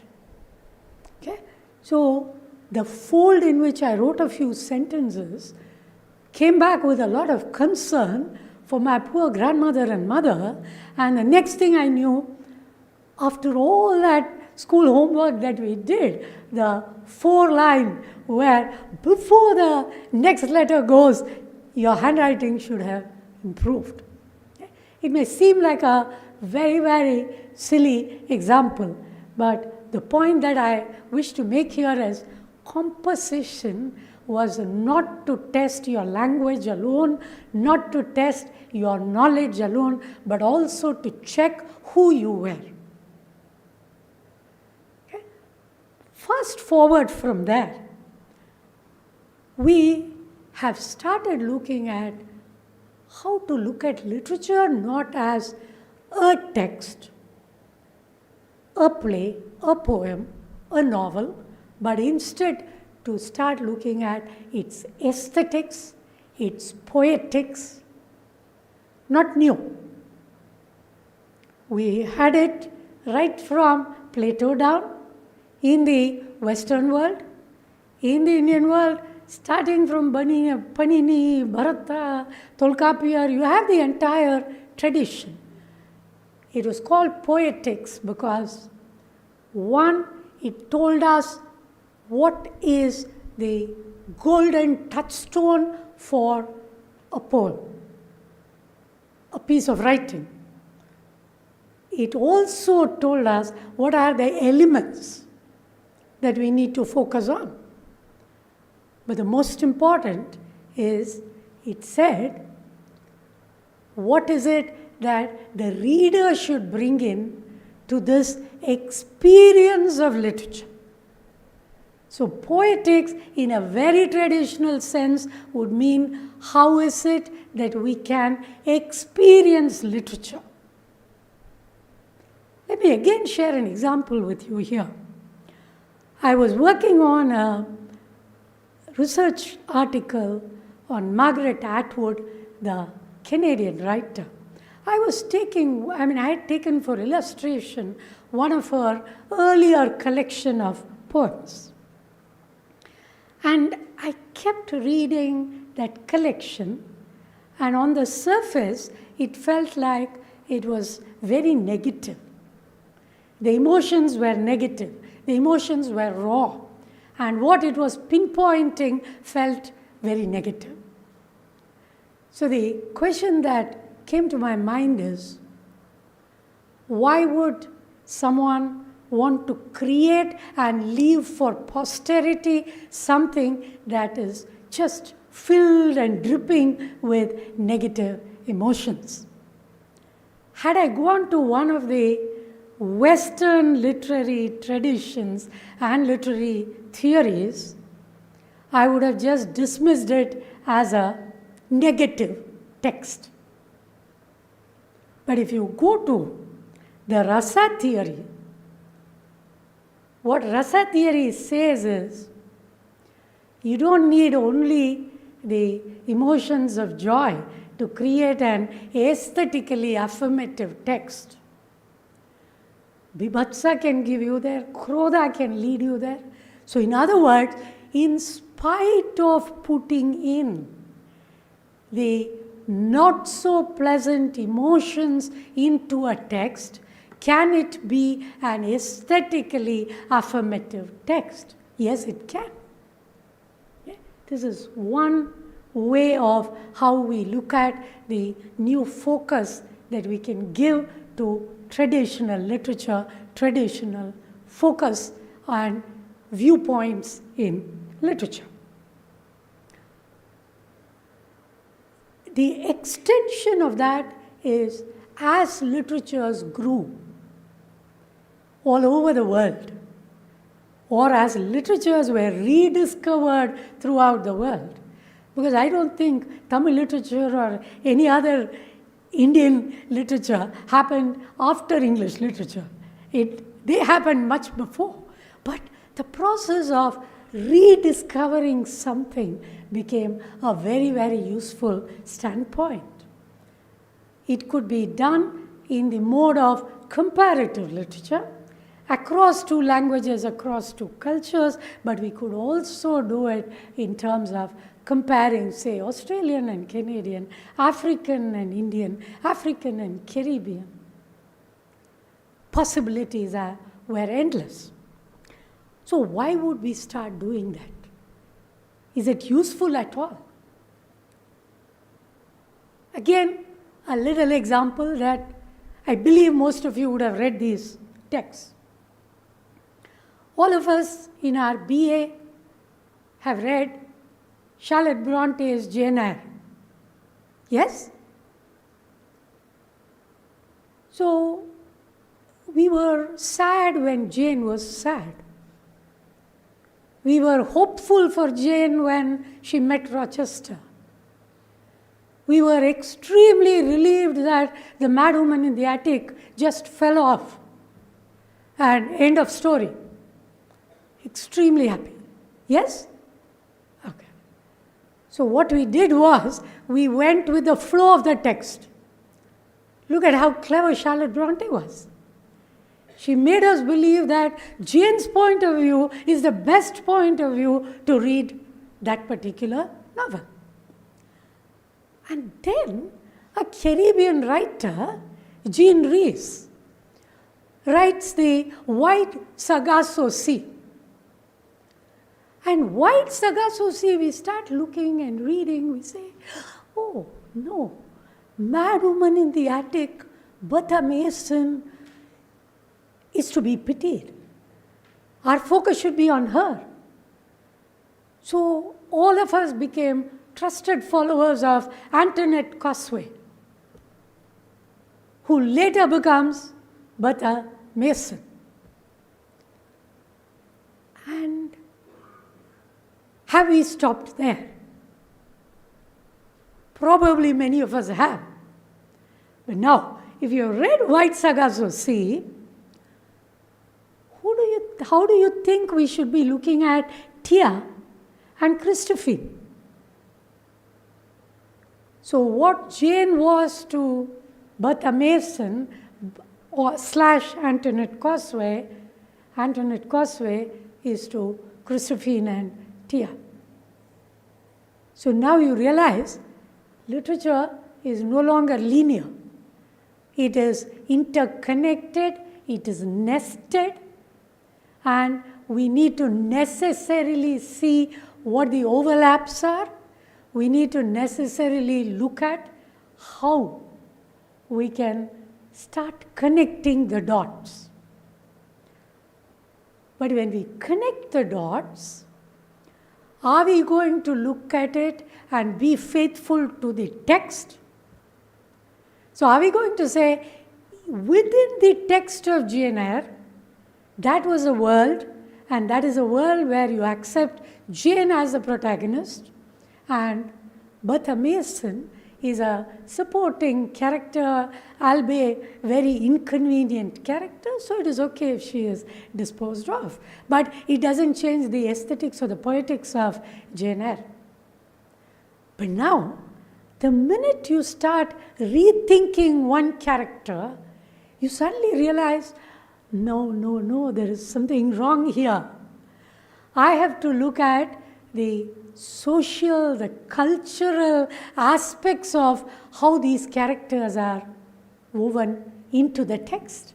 So I cannot go with the main perspective that the author wants me to follow, but based on my cultural experiences of others who have read the text, the literary critics, what is the new focus that can provide a new insight into a reading of a particular text. So, on the one hand, we are looking at one set of literary texts vis-a-vis the other set of literary texts and look at how to form a tradition. Is it linear? Is it moving, in a very radial manner?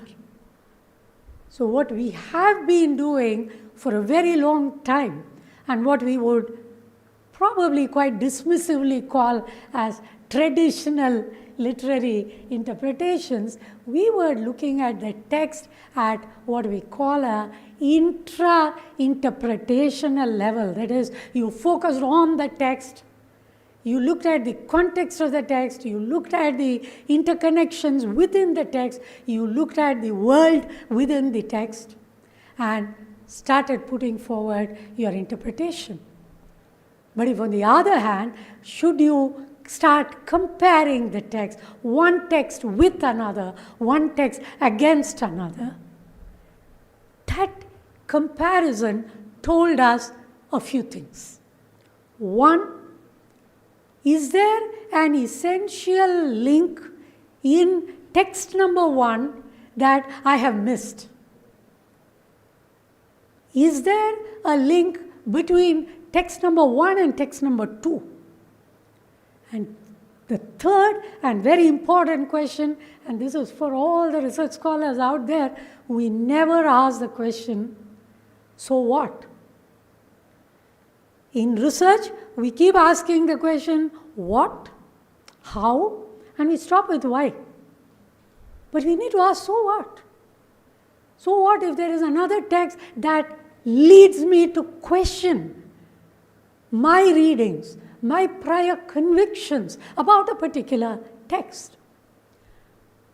This is where the emergence of comparative literature, literature which was which you could look through, say for instance, through intertextual relationships. That is the focus that we started giving to literature. But here is where most of us got stuck. We got stuck in thinking that criticism and theory are mutually exclusive. So we started jumping into every bandwagon that the West gave us. Eco-criticism, we have it. It's like present sir. For every ism that came.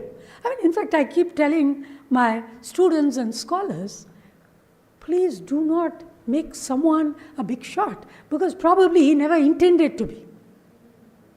Okay? Derrida, classic example. Nobody is really, no philosopher is looking closely at Derrida. And here we are celebrating Derrida. I've understood Derrida, yes. So what if we understand Derrida? What has he contributed to our understanding and a better perception?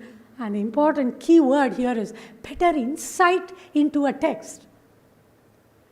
So why are we quickly shifting from, we said, new criticism. And before new criticism could become old, we said structuralism, post-structuralism, post-post-structuralism. And we said, let us do away with history. Now we are saying new historicism. Let us embrace history.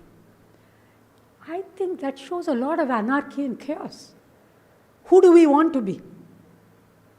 Ultimately, I think every reader has a duty, a responsibility to the text we study. We cannot escape that. A close addition to this is every literary genre has an overarching framework that we cannot break. That is why when Hopkins ran out of steam after 12 and a half lines, he could not call it a sonnet. So he called it a curtailed sonnet. Why? It was a curtailed sonnet. He stopped at 12 and a half lines. So every genre has an overarching framework that you really cannot break free. So that is why all the retellings that I spoke to you about, even those retellings could not escape from the overarching framework of an epic with its values of who a protagonist is, who an antagonist is. You can say we want to better understand the antagonist, better understand the supporting characters, but you cannot really rewrite the ending of any epic. We have not done it so far. So, when we look at literature as comparative, one, we need to understand that comparisons should have a very solid ground, a basis. So that is why this question, so what? If someone is meaningful, is he or she really relevant? Are those points relevant to what I am studying? Also understand that there is a ceiling. whether it's a glass ceiling or otherwise, there is a ceiling that every genre puts on us. And we cannot really escape the ceiling, and the only way to escape the ceiling is to move out and look at it from above. Your utopia and dystopia. You can look at it that way, what we call a vantage point perspective. But you cannot really break it and say, a novel can be written in any other manner, but it would still be a novel. No, you need a qualifier there.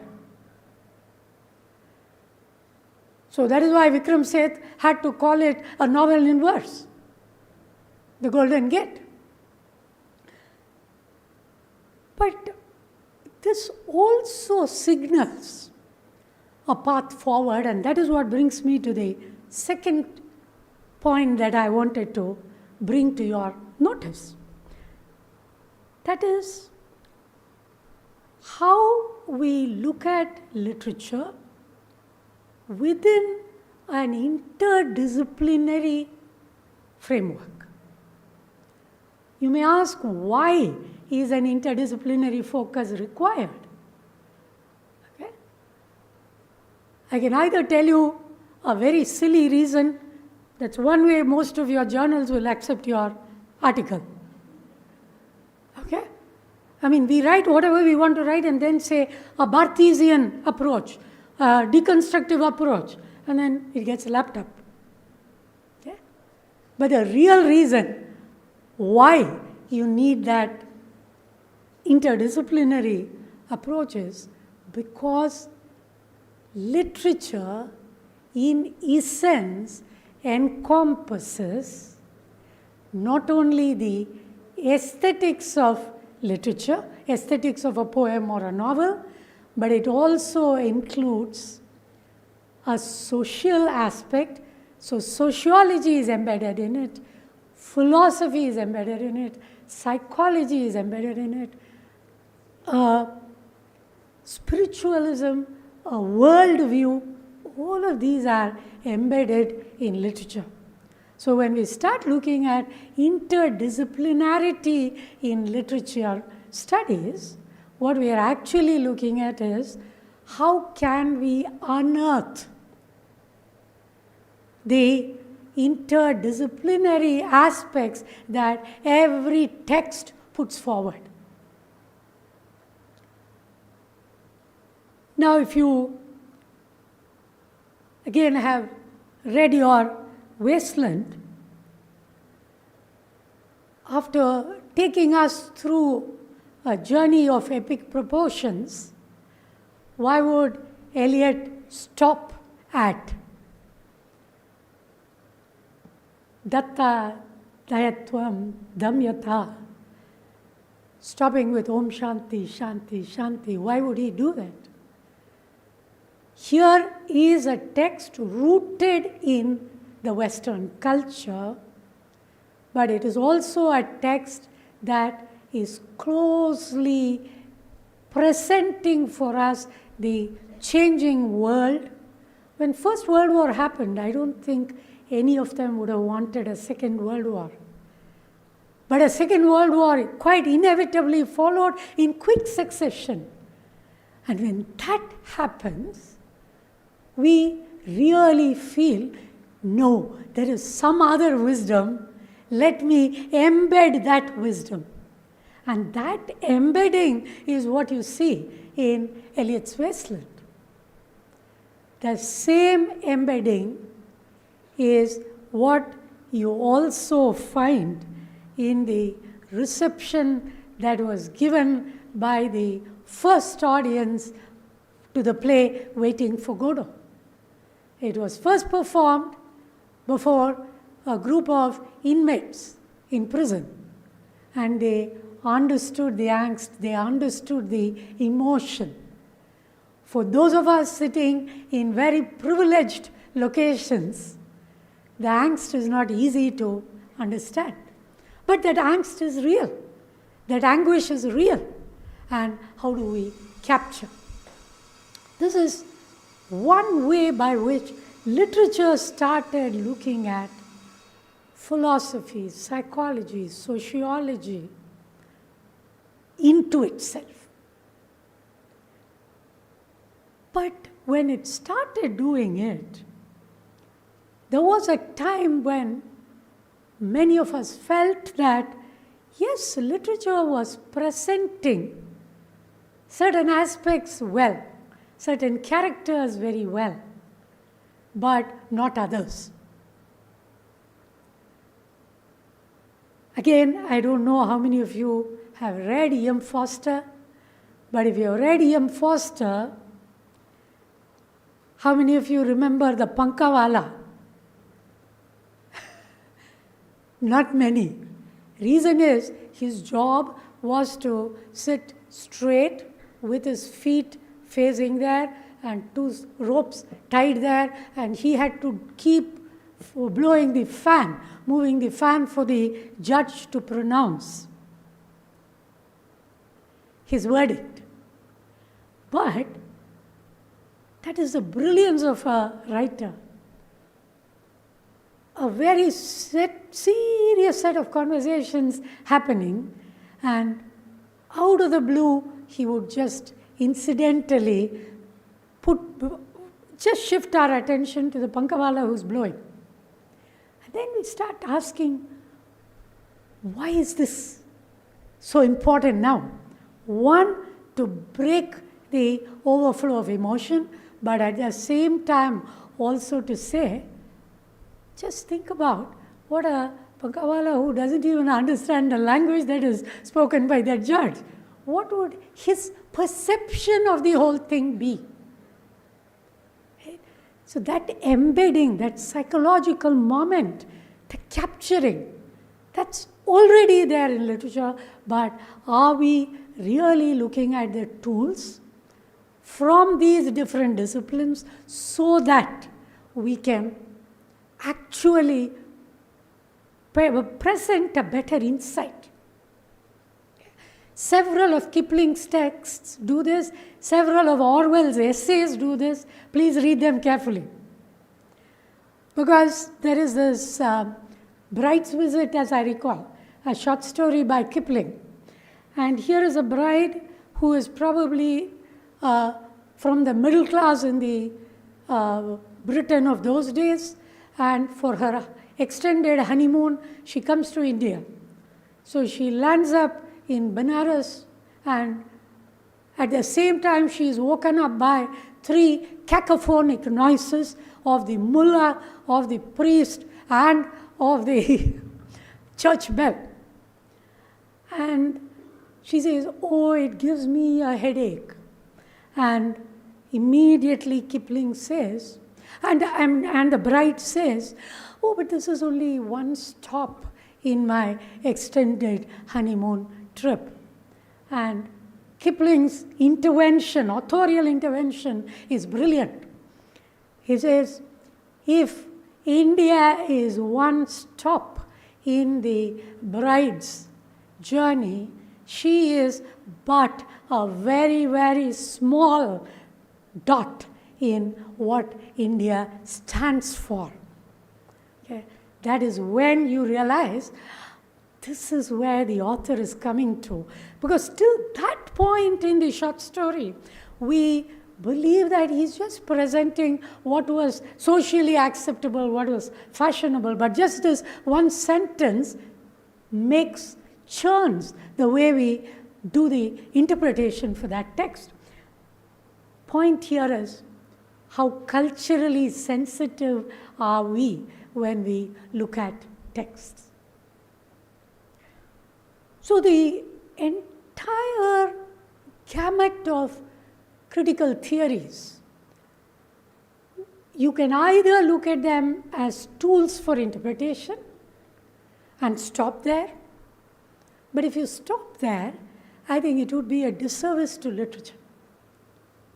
Because each of those theories have a background in philosophy, psychology, sociology, and there it is a very important seminal concept to understand society, to understand individuals, to understand the interaction among individuals. So, those of you who are looking at literary theory, please make an effort to understand what is the philosophical underpinning of a particular theory. Let me again throw an example at you. Excuse me.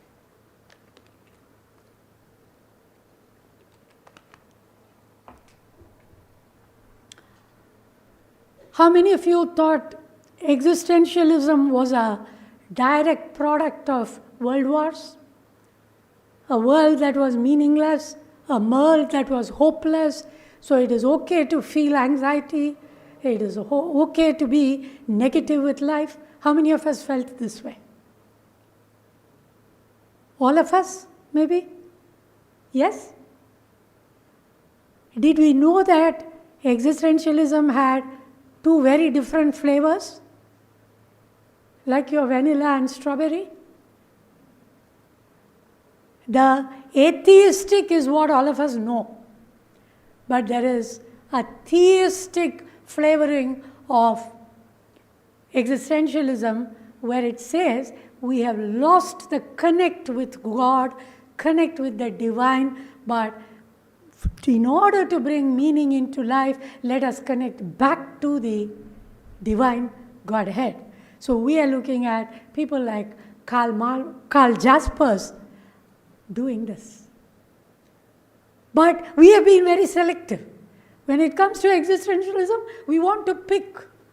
So it is like all of us going for a chocobar. Why? I mean, the poor vanilla is a tried and tested brand. So in literature, let us not have fashion styles which dictates what we should and what we should not look for in terms of our frameworks for interpretation.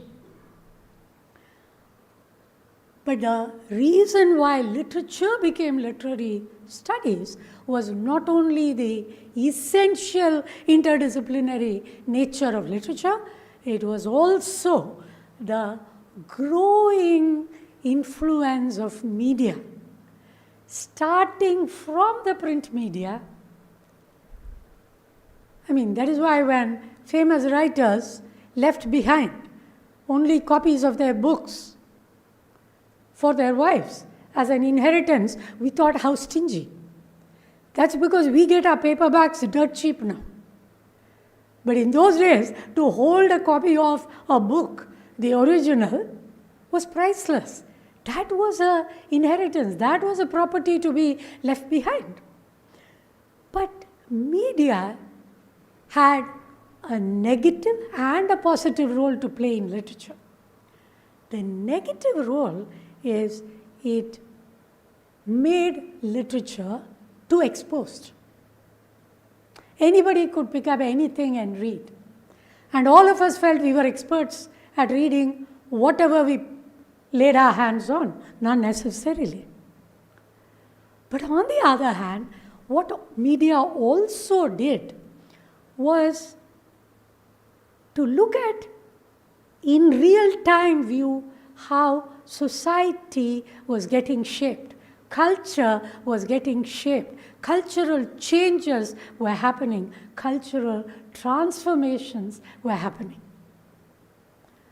But in order to do that, media was a very, very important aspect that got. But along the same path, we also started viewing literary studies from multiple vantage points. Start looking at it from the gender angle, the race angle, the class angle, the caste angle, religion. So in other words, as society intersectional markers became more and more pronounced, we somehow started I won't say dividing, because I don't think literature can truly be divided. So we started delineating literature into multiple small aspects. So that is why we, even now, we started having Commonwealth literature. Then we said the black Commonwealth and white Commonwealth. Somewhere along it was politically incorrect to say black and white. So we said post-colonial. And after post-colonial, we said, no. Is it probably neo-colonial? Right? Nomenclatures change. And now you have universities in the US offering full-fledged programs on Latino literatures, Chicano literatures. And what is the reason for it? Because you want to showcase every experience expressed in literature in any society, any culture, at any given time. And that has, again, an advantage where the unheard voices were suddenly getting projected to the world. But the negative of it is, are we running the risk of reading something because it belongs to a particular categorization, or are we looking at it for its own literary merit? So what do we put first? The literary merit or the fact that it belongs to a particular category or a group? We need to be very careful here. Because I keep finding, now if I meet a group of 10 scholars and ask them, what are you working on? They would either say, I'm talking about posthumanism, I'm looking at trauma studies, I'm looking at memory studies, vulnerability studies. You name it, we are churning up new things. But the point to ask is, why are we putting our focus? If we are placing our emphasis on these aspects, because it is going to result in better insights, better perceptions of what literature is, then by all means go ahead. If not, I think we need to be responsible for the frameworks we choose as literary scholars. Again, let me give you an example, but you can just tell me when it's time to stop. Okay? Just barge in, no problem. Yeah. I had translated into Tamil a poem by an Australian Aboriginal poet. And his poem was already dictated and written down in English. So the poem begins this way. Black is the night that I was born. And it keeps listing black, black, black, black, every single line of that poem. So when I had to translate it into Tamil, actually as a true translator, following the norms of Tamil language, I should have used the word karumai. Karumai just means, the aspect of what is black, the blackness, so to speak. That is what I should have used. In English, we don't necessarily have that distinction. But I chose to retain it as karumai, which is black as an attribute. Okay. And my first reviewer told me, aren't you just being not so politically correct, and aren't you just laying it very thick? But I said, no, wait for me to translate the last line of the poem. Look at that. And in the last line, I had actually switched the penultimate and the last line from the original, because I wanted the poem to end with all of these, what we call black, okay, maybe how others perceive me as. But should I let my fears stop me? When I brought it to that final line, it made a lot of sense. If I had used it as an attribute, I couldn't have arrived at an affirmative ending. See, the poet in the poem had put it in the penultimate line. But I had switched the lines, and fortunately the writer was still living when I translated, and I told him, this is what I did. He said, this is what I felt. And that is a kind of validation that we want for every single interpretation that we look out for in literature. Now I come to the third part of what I wanted to share with you. That is, are we looking at expanding horizons? I know I gave the title, but are we looking at expanding horizons? Or are we taking a roller coaster ride? Saying, we'll pick whatever comes as we move. Is that going to be our attitude? Or are we truly saying, let us stretch the boundaries, let us see where the overlaps are, let us see what new insights can come from wherever. So are we going to look at it as a rhizomic structure like the grass? Yes. Like the blade of grass? Or are we going to look at it as a taproot? One single system. If we want to look at it as a rhizomic structure, the advantage is the grass is the most resilient plant around, not a tree. It is the grass that is the most resilient. That is one way. So having said that, what is it that we want to include in these expanding horizons? One is the way literary texts have looked at nature. So the entire branch of eco-critical texts, ecological texts that we are looking at, of course now it is branching out into energy studies, and there is a branch now called petroleum studies within energy studies, but ultimately the focus is, are we looking at a literary text also in terms of the message that it has for sustainability, a sustainable planet. Similarly, the digital humanities. Are we looking at technology as something that is going to reduce our work intelligently or not so in very, very alarming ways, especially with the ChatGPT. If you are a thinking individual, that ChatGPT is fun to the extent of let me dare you and you can dare me back.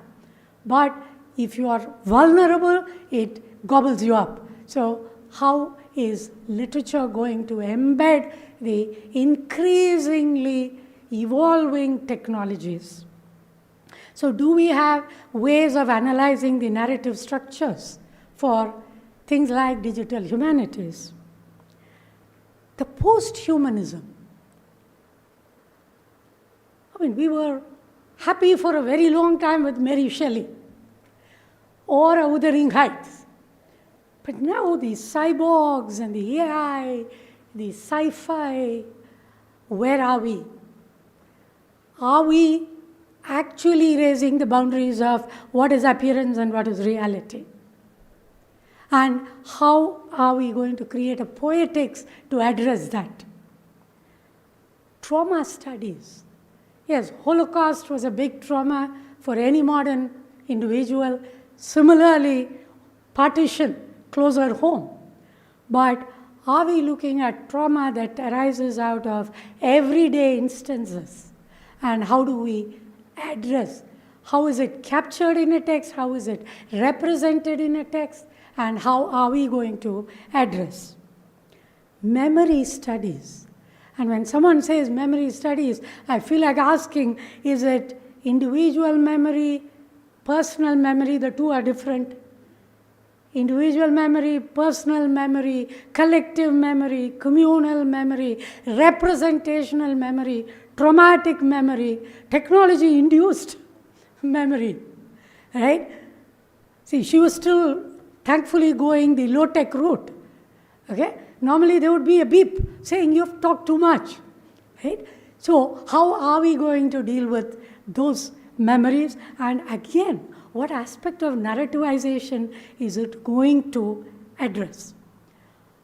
Vulnerability studies.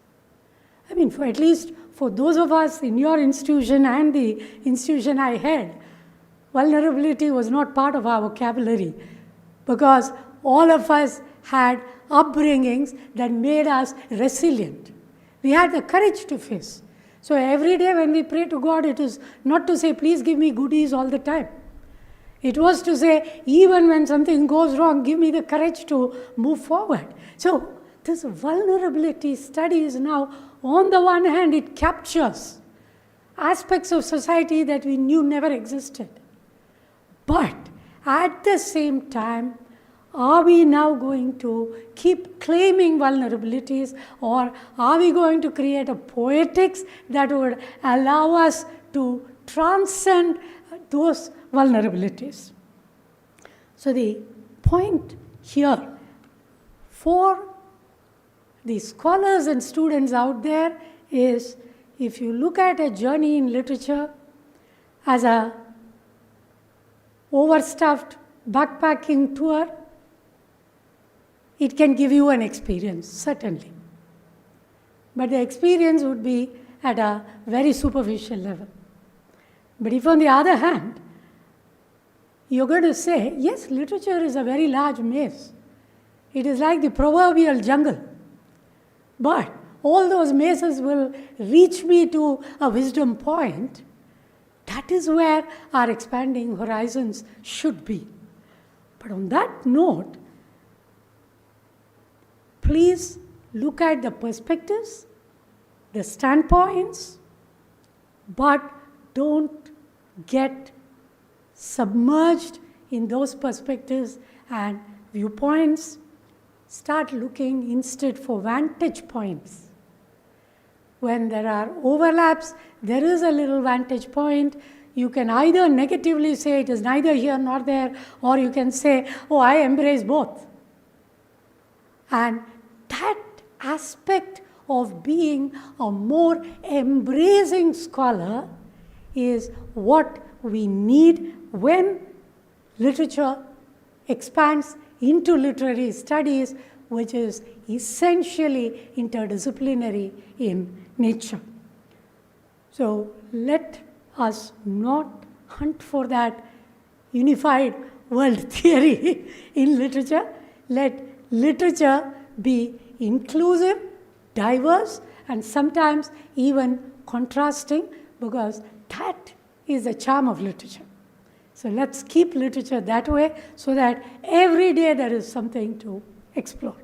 On that note, thanks so much for this opportunity, and really blessed to be here. I mean, I know last 2 weeks have been like, there were moments when I asked myself, where am I going? From where to where? So I wanted to know the source and destination, but I must say, today's program here and standing here feels like, yes, this is the destination, and this is what I wanted to share with all of you. Thank you very much for this.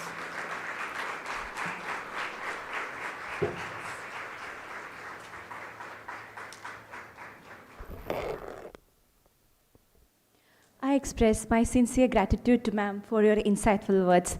In the past 1 hour, you took us on a roller coaster ride through various literatures and our favorite literary pieces. But this time, with you, many things look new to us. You reminded us of the need to rethink beyond the text, with other texts and within the text. Thank you, ma'am. Now, I request Professor Rani P to come to the dais to felicitate the speaker.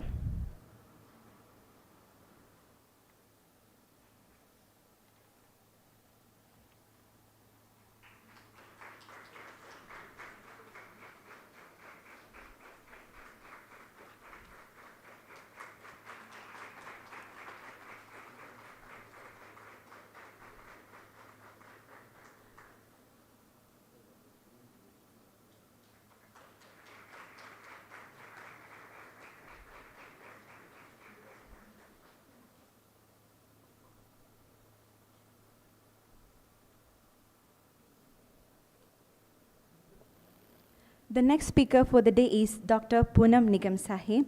We are delighted to welcome Dr. Poonam Nigam Sahe, a distinguished leader in English studies. With over 25 years of dedicated service as the head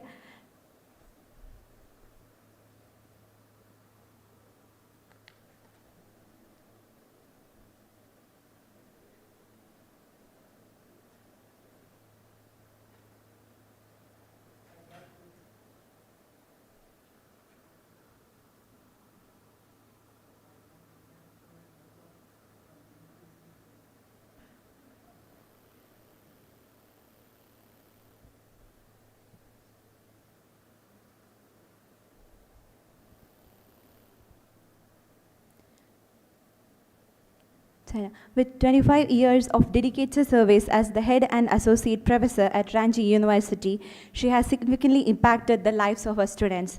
Dr. Sahe's expertise spans linguistics, ELT, modern drama, and literature. Her research, particularly in ELT, linguistics, and modern drama, is highly regarded, and she provides invaluable guidance to MPhil and PhD scholars. Her engagement extends globally, demonstrated by her participation in intensive courses on systematic functional linguistics in Shanghai and attendance at the IAWE annual conference in Syracuse. Beyond her academic achievements, Dr. Sahe excels in administration, having served as the course coordinator for UGC ASC refresher courses and as a term manager for the university youth festivals. Her dedication has been recognized with various prestigious awards, including the Dr. Sarvepalli Radhakrishnan Lifetime Achievement International Award and the Lady Lion of the Year Award. Though I could expound on ma'am's contributions indefinitely, it is her words that will be the most valuable. Join me in extending a warm welcome to Madam Dr. Sahe.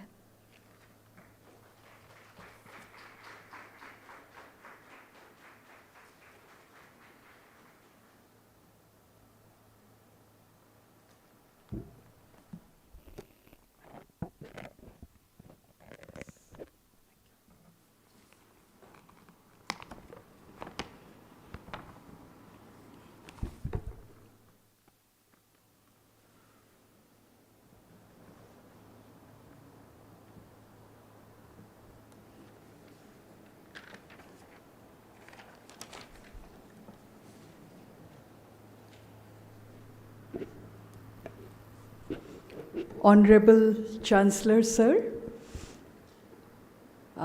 respected Vice Chancellor, Sir, and Registrar, Sir, who have gone, probably they have a lot of work, and we have had them over here right from the morning. Dean Madam, Professor Rani, our very special guest, Vice Chancellor, Madam from Avinashi Lingam Institute, Dr. Bharati Shankar, and Dr. Bharati, Dr. Mitali Khanna, Dr. Mitali Khanna, who's the head of the Department of English, my dear friend Soumya. I can't see her anywhere. Is she there? Okay. Oh, okay. Dignitaries of the dais, my dear friend from the University of Mumbai, Bhagyashree Verma, my dear colleagues who are sitting here, lovely volunteers, and the bright smiling faces of the research scholars, all agog with curiosity and enthusiasm for whatever we are going to deliver to them. We really heard a very knowledgeable and first-hand account by Madam right now. And really, it was very knowledgeable in the sense that we tend to overlook now. But I don't belong to this present era. I'm very thankful for that, actually. I don't belong to this present era of literature studies. I really belong to the era when we really looked into what was something that really made literature literature. Like today, we have to be told that it's the interdisciplinary is a very recent word, but we've always had that in literature. We started our history of English literature studies with Leguy and Kazamiya, supposed to be very difficult, of course, for a beginner. And people resort to then Edward Albert and William J. Long and all. They're quite good. David Deutsch's. But Leguy and Kazamiya had that particular insight of creating that interdisciplinary approach to any topic when we come to it, which is what literature is. Literature is a very balanced, complex combination of everything, be it history, be it sociology, be it psychology, be it anything in the world. You can experience sciences in the poems of Donne. I really love him for that. And there are others also. You can say Aldous Huxley in The Brave New World. He's talking about sci-fi and everything. So literature is, in essence, in aesthetics, in poetics, not only simply a text, it's a text of paramount importance, without which any world, be it the engineering, be it the medical, be it any world, is incomplete really. So with that, perhaps I chose this topic of engaging the Indian learner today with novel instructional strategies. What are the understanding and concerns? Largely you happen to know, but I'll just remind you what is here. Education has traditionally relied on teacher-centered methodologies, where instructors served as the primary source of knowledge and students passively received information.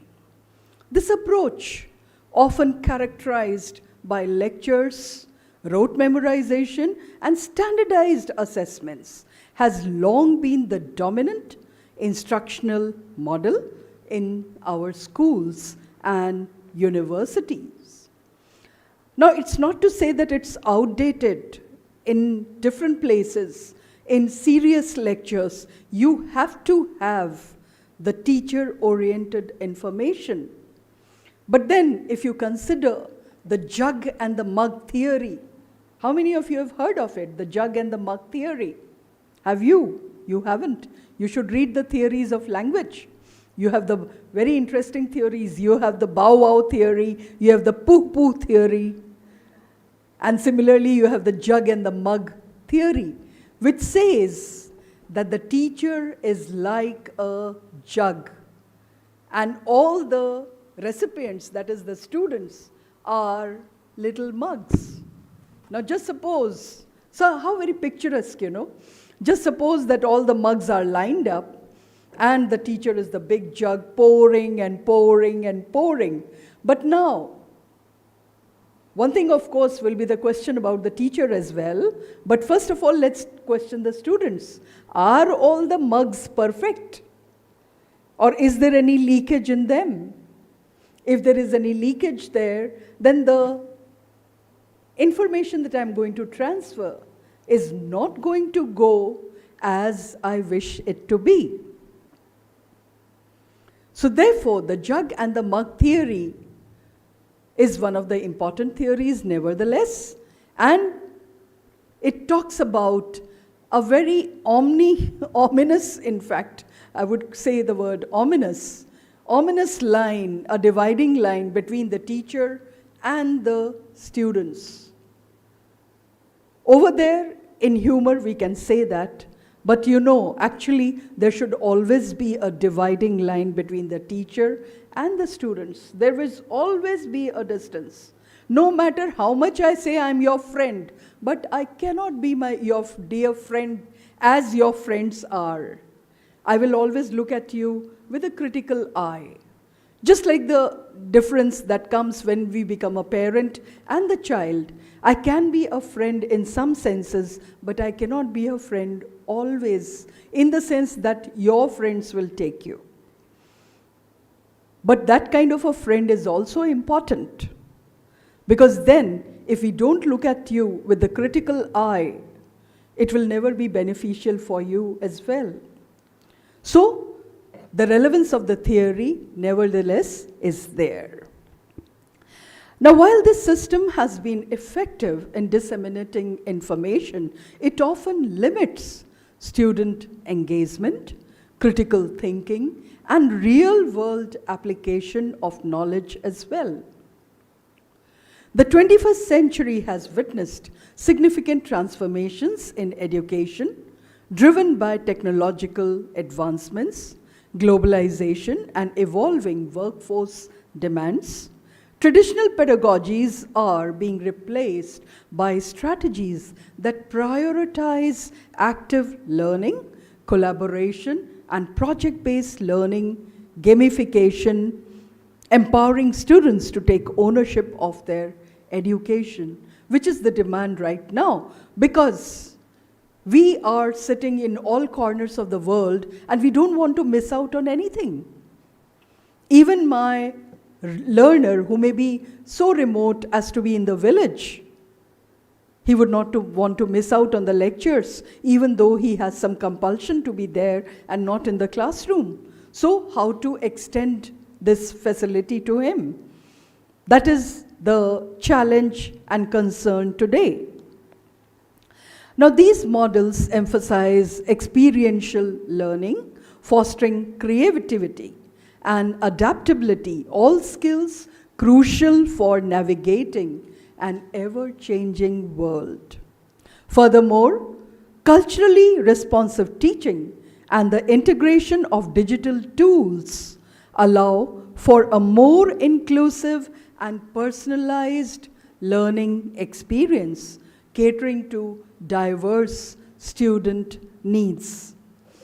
Emerging instructional strategies are essential for addressing the shortcomings of traditional education and preparing students for the challenges of the 21st century, with the increasing emphasis on critical thinking, collaboration, as well as technological literacy. Educators must increasingly adopt methods that engage students beyond the textbooks. What you say, language, literature, and beyond. What is beyond? We have to do a great deal of thinking on that. So it's something beyond. Allow for more inclusive, personalized learning experiences.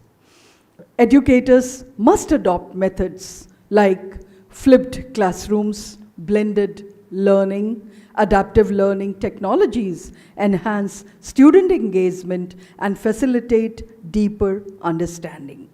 By incorporating interactive and technology-driven approaches, educators can bridge gaps in learning, foster inclusivity, create a more dynamic and effective educational environment. Now, I would like to say that I would strictly tell you that never think something goes out of date.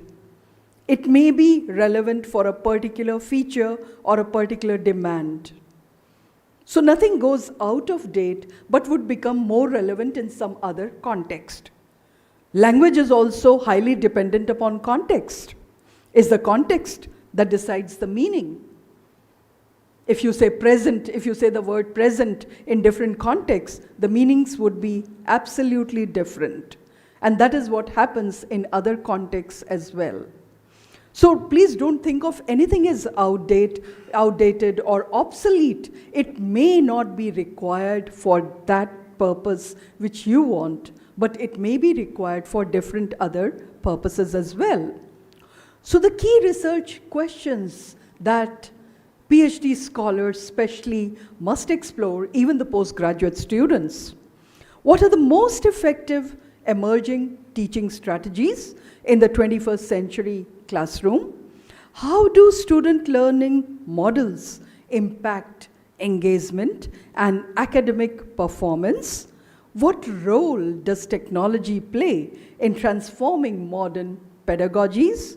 What challenges do educators face in implementing innovative teaching methods? How can emerging instructional strategies be adapted to diverse learning environments? This is what my talk is going to address. It will analyze various student-centered teaching strategies and their impact on modern education, drawing insights from theoretical frameworks, case studies, and empirical research as well.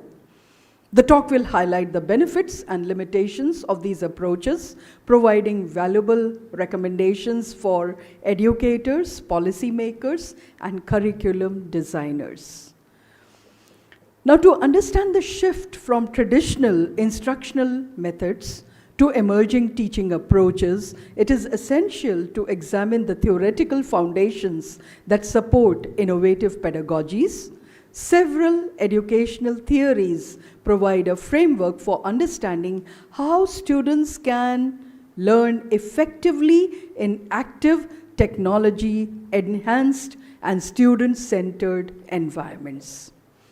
This particularly explores the constructivist learning theories, the experiential learning theory, social cultural theories, the technology integration models such as TPACK and SAMR, that is SAMR. Now, regarding the constructivist learning theory, influenced primarily by Jean Piaget and Jerome Bruner, it posits that students actively construct knowledge rather than passively receive information, as opposed to the jug in the mug theory that I talked about right now. Learning is an active, contextualized process. So there's nothing that is passive. And in that, the learners build new understandings based on their prior experiences and interactions with the environment. In contrast to traditional teacher-led instruction, over here, learners take ownership of their education by exploring, questioning, discovering knowledge. Collaborative learning emerges by peer interactions, group discussions, and cooperative tasks, enhancing meaning-making. You start problem-solving, real-world applications, and critical thinking skills take over, and they are prioritized over rote memorization. Coming to experiential learning theory, which is actually known as the David Kolb's learning cycle. It emphasizes learning through experience. According to him, in 1984 that is, learning occurs in a 4-stage cycle. It is a concrete experience, engaging in a hands-on activity or real-world task. It is a reflective observation, analyzing, interpreting experience actively. And you have abstract conceptualization, drawing connections between experiences and theoretical knowledge. And you start actively experimenting, applying new knowledge to similar or different situations. The sociocultural theory and collaborative learning, that is by Lev Vygotsky. I think you must have heard of him. His sociocultural theory argues that learning is a social process, which Madam also talked about in a different context. It is shaped by interactions with peers, educators, and cultural contexts, and that is very important. His concept of the zone of proximal development, ZPD, suggests that learners can achieve higher levels of understanding with guidance from teachers or more knowledgeable peers. The key applications of Vygotsky's theory are the jigsaw classroom, that is very famous. Students teach each other different parts of a topic, reinforcing collective knowledge building. Peer learning and cooperative learning, that is collaborative discussions, group projects, team-based learning, promoting a deeper engagement with what you're doing. And then you come on to culturally responsive teaching. Educators integrate students' cultural backgrounds into instructions of creating more inclusive learning environments. As technology becomes an integral part of our education, models like TPAC, that is Technological Pedagogical Content Knowledge, and SAMR, that is Substitution, Augmentation, Modification, and finally, Redefinition. These guide educators to the effective technology integration.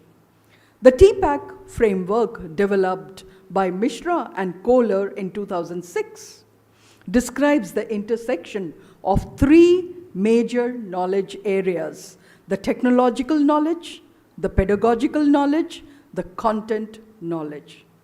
The first area tells you about digital tools and platforms. The second tells you about effective teaching methods. And the third is talking about mastery of the subject matter, which you must have at any cost. Even before you start experimenting with different thoughts, schools of thoughts, you must first master your particular subject. The SAMR model was developed by Dr. Ruben Puentendura. The SAMR model categorizes technology use in education into 4 levels. You have substitution, meaning replacing the traditional methods. You can use digital slides on the board. Then you can have augmentation, enhancing the traditional tasks with technology, that is using some quiz, etc. Then you can have modification, redesigning the tasks using technology. Then you can have a redefinition, a total new learning experience via virtual reality or AI. Blended learning, digital collaboration tools, AI-driven educational platforms exemplify these. The rapid evolution of educational methodologies in the 21st century has led to a shift totally from passive lecture-based modes to dynamic student-centered approaches. You come to flipped learning, which is an instructional approach that reverses the traditional classroom model. Instead of receiving direct instruction, students engage with instructional materials such as pre-recorded lectures, readings, or multimedia content. Now, this is not something new. If you go to the IITs, if you go abroad, you are supposed to engage with this. Before you enter a classroom, you will be expected to engage in all the pre-recorded material, handouts, etc., which will be available to you, and then you are supposed to enter the classroom. Now, what are the benefits over here? It enhances student engagement. It allows students to learn at their own pace. It facilitates personalized instruction. So definitely, it enhances instruction. What are the challenges here? Requires students to be disciplined in completing pre-class materials, demands additional preparation time on the part of educators. You know, in old times, we used to prepare lesson plans, etc., especially in schools. If you go to schools, you're supposed to prepare lesson plans. Although the teachers and the B.Ed people do it in a very very hackneyed way, you know, just completing the lesson plan. But actually, if you look at it, the lesson plans will really help you portion out the material in convenient sections so that you can deal with it and you can remember also how you are going about the whole particular topic or whatever you are teaching. Now, limited access to technology can create some issues for students, but not for all. Some may have, any class is full of 3 different kinds of learners. One are brilliant, one are the average ones, and the third one are below average. So, but they can They can be helped by peer groups, and they can be, again, technologically updated by following the different methods. You come to inquiry-based learning, which encourages students to explore questions, develop hypotheses, and seek answers through research and experimentation. The way, if you remember, go back to your science books, how each concept was explained by a very small and very, very practical experiment. If you go back to that method, it remains true for literature as well, because in linguistics we do that. In linguistics, it's equal to maths. You have 1 plus 1 has to be 2. It can't be 11. But if you apply the imagination of literature, then perhaps it could be 11. It could be something else also. But practically, so far as facts are required, it will have to be like that. So now this model emphasizes open-ended questioning, which you should do, where students formulate their own questions and seek evidence-based answers. Please, in literature also, many people say, we don't get marks, we have written everything, but you haven't written the examples. So how do you suppose you will get marks? You won't. You have to do the open-ended questioning. You don't have to have the closed questioning. Then you have to have a hands-on investigation, such as experiments, fieldwork, real-world problem solving. That is data analysis. If you learn proper data analysis, you will be able to do it. Then reflective thinking, where students evaluate their findings and revise their understandings of the subject. IBL is widely used in STEM education. I hope you know what STEM is. Can anybody tell me what STEM is? STEM, S-T-E-M. Science, technology, engineering, and mathematics. They are the pillars of education. Coming to project-based learning, it immerses students in complex real-world challenges, encouraging them to apply knowledge across multiple disciplines. Instead of memorizing facts, students work on long-term projects that require research, critical thinking, and collaboration. You are able to have an interdisciplinary integration, you have team collaboration, you get on to authentic assessments, the real evidence that is there. So research indicates that PBL enhances problem solving, creativity, and retention. All these are very important for research. A study by Barron and Darling-Hammond, 2008, found that students in PBL classrooms exhibited higher engagement and deeper conceptual understanding than those in traditional settings. For example, students designing sustainable energy solutions in a science class can integrate physics, economics, and environmental studies into their projects. I think Sir spoke about that.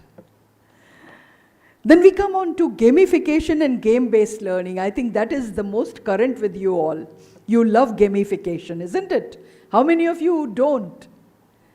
Anyone who doesn't like gamification? Okay, gamification applies game design elements, that is rewards, leaderboards, progress tracking, to non-game contexts to increase motivation and engagements.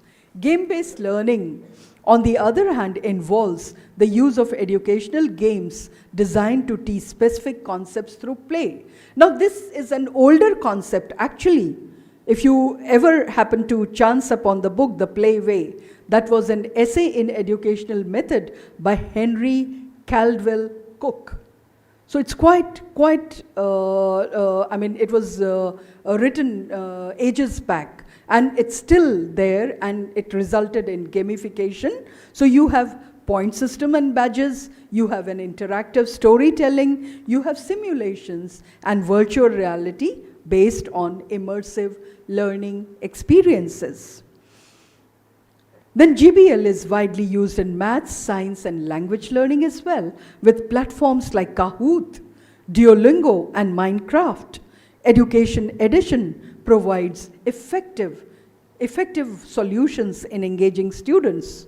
The risk of students focusing more on game rewards than actual learning, those are the dangers. Time consuming for educators, digital divide issues. So it's better to be done alone than collectively, most of the time. Now you have culturally responsive teaching, which acknowledges and incorporates students' cultural backgrounds, languages and experiences into the learning process. This approach fosters equity, inclusivity, and engagement. The key strategies used here: incorporating diverse literature and historical perspectives in curricula, using multilingual resources to support English language learners, encouraging student storytelling and personal narratives to connect learning with cultural experiences. We must not forget, language and literature are actually born out of cultural experiences. Right from the ancient times. You can go back to, even to comics, of Betal, and I think you must have read all of them, which are talking about these kinds of games which will help you, or strategies rather, which will help you develop cultural experiences. Research by Latson Billings, 1995, show that this improves student engagement, self-esteem, and academic performances. These strategies emphasize active participation, critical thinking, real-world application. Again, very important for today.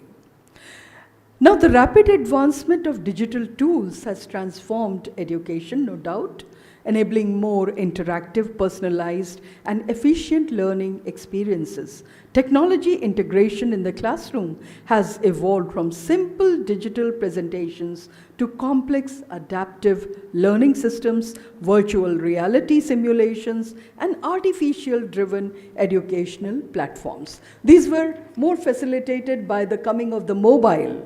I've been to China so many times and US, and I saw that classrooms are actively using the mobile for teaching different things to the learners. It was actually very fruitful. I happened to be in some of the classes, and they were really fantastic. They were given everything on the mobile, and everybody had access to it, and people could understand and do more. Then you come to online learning platforms like MOOCs, massive open online courses, MOOCs, and you have agencies like Coursera, Udemy, and edX, providing access to high-quality education beyond physical classrooms. You can always take a course. You can even do Swayam, the platform by the Indian government, and you can develop yourself and earn so many certificates by going through them. I think they will be highly important when it comes to the API that will be instrumental in getting you promotions later on by the time you develop. It already is.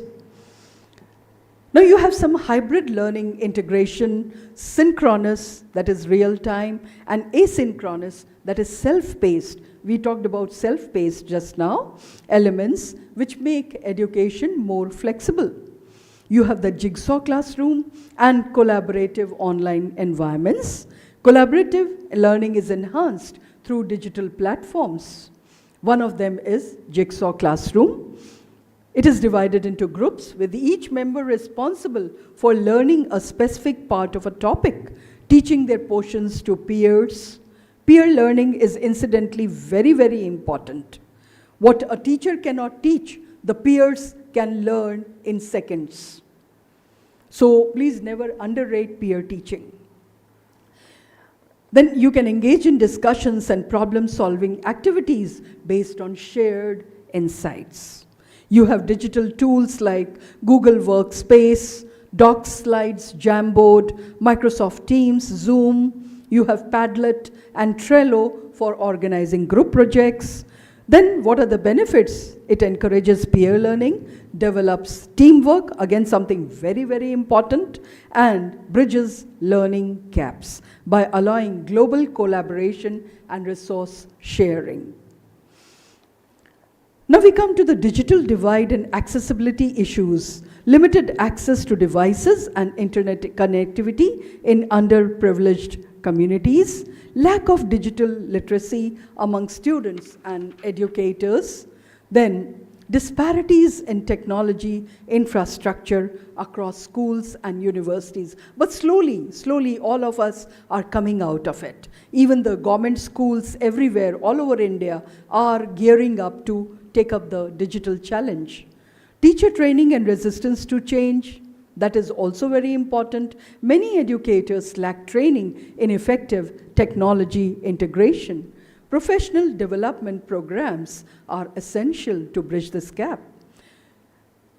Data privacy and ethical concerns are there. Use of AI, VR, digital tools raises concerns about student data privacy and security. You have to learn to keep yourself, protect yourself from all the kinds of things that are being hacked, your accounts, your bank accounts, everything. Need for ethical AI used to prevent bias in algorithm-driven learning.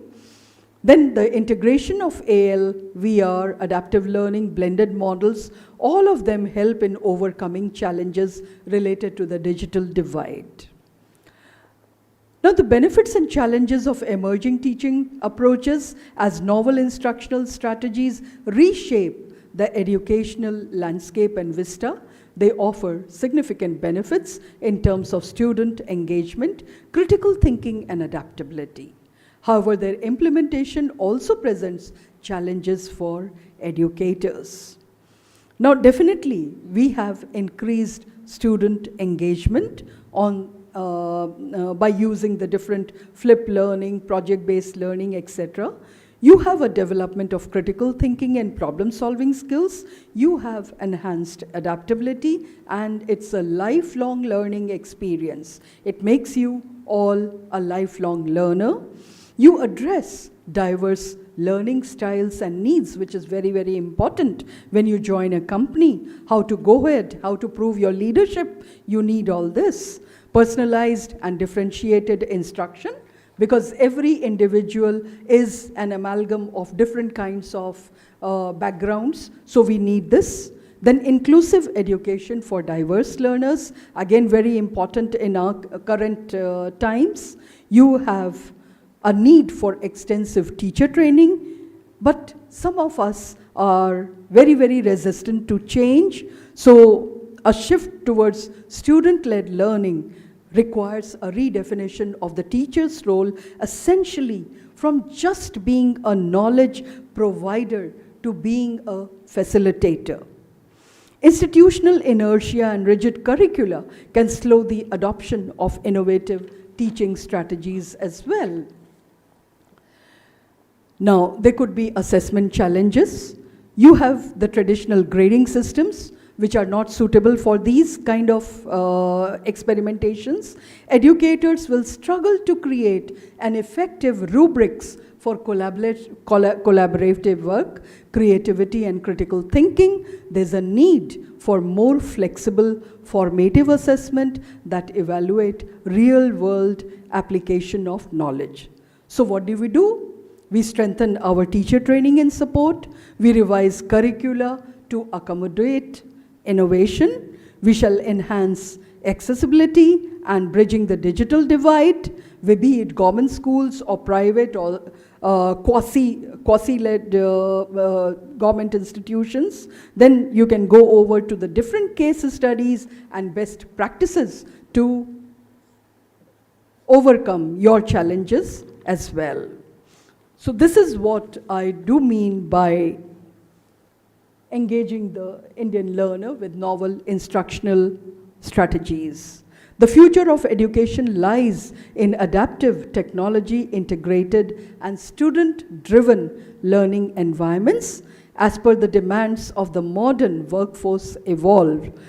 Educational institutions must continuously innovate to equip students with critical thinking and lifelong learning skills. However, technology alone is not the solution. The heart of education remains the relationship between the educators and students. By embracing change, fostering creativity, and encouraging active participation, educators can truly break the traditional mold and prepare students for success in the rapidly evolving landscape of the 21st century. Thank you.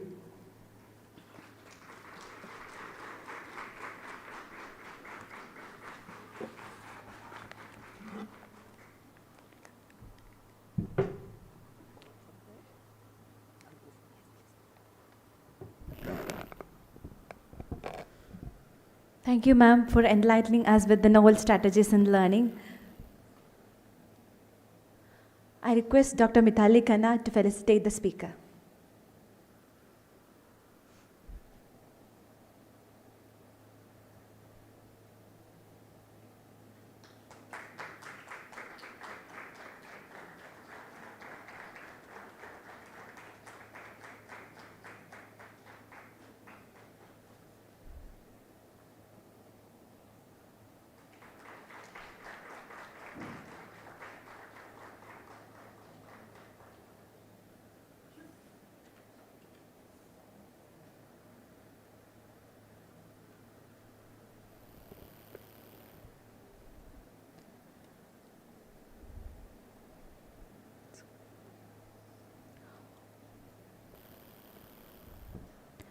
All the dignitaries, teachers, and women participants may kindly proceed to the foyer in the adjacent building for lunch.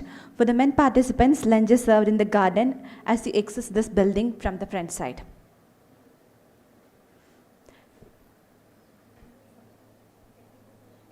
Parallel sessions will be conducted in the venue that's circulated in the brochure.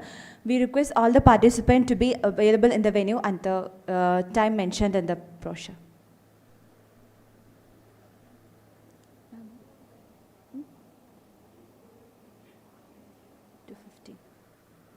I request all the participants to be available in the venue by 2:15 sharp.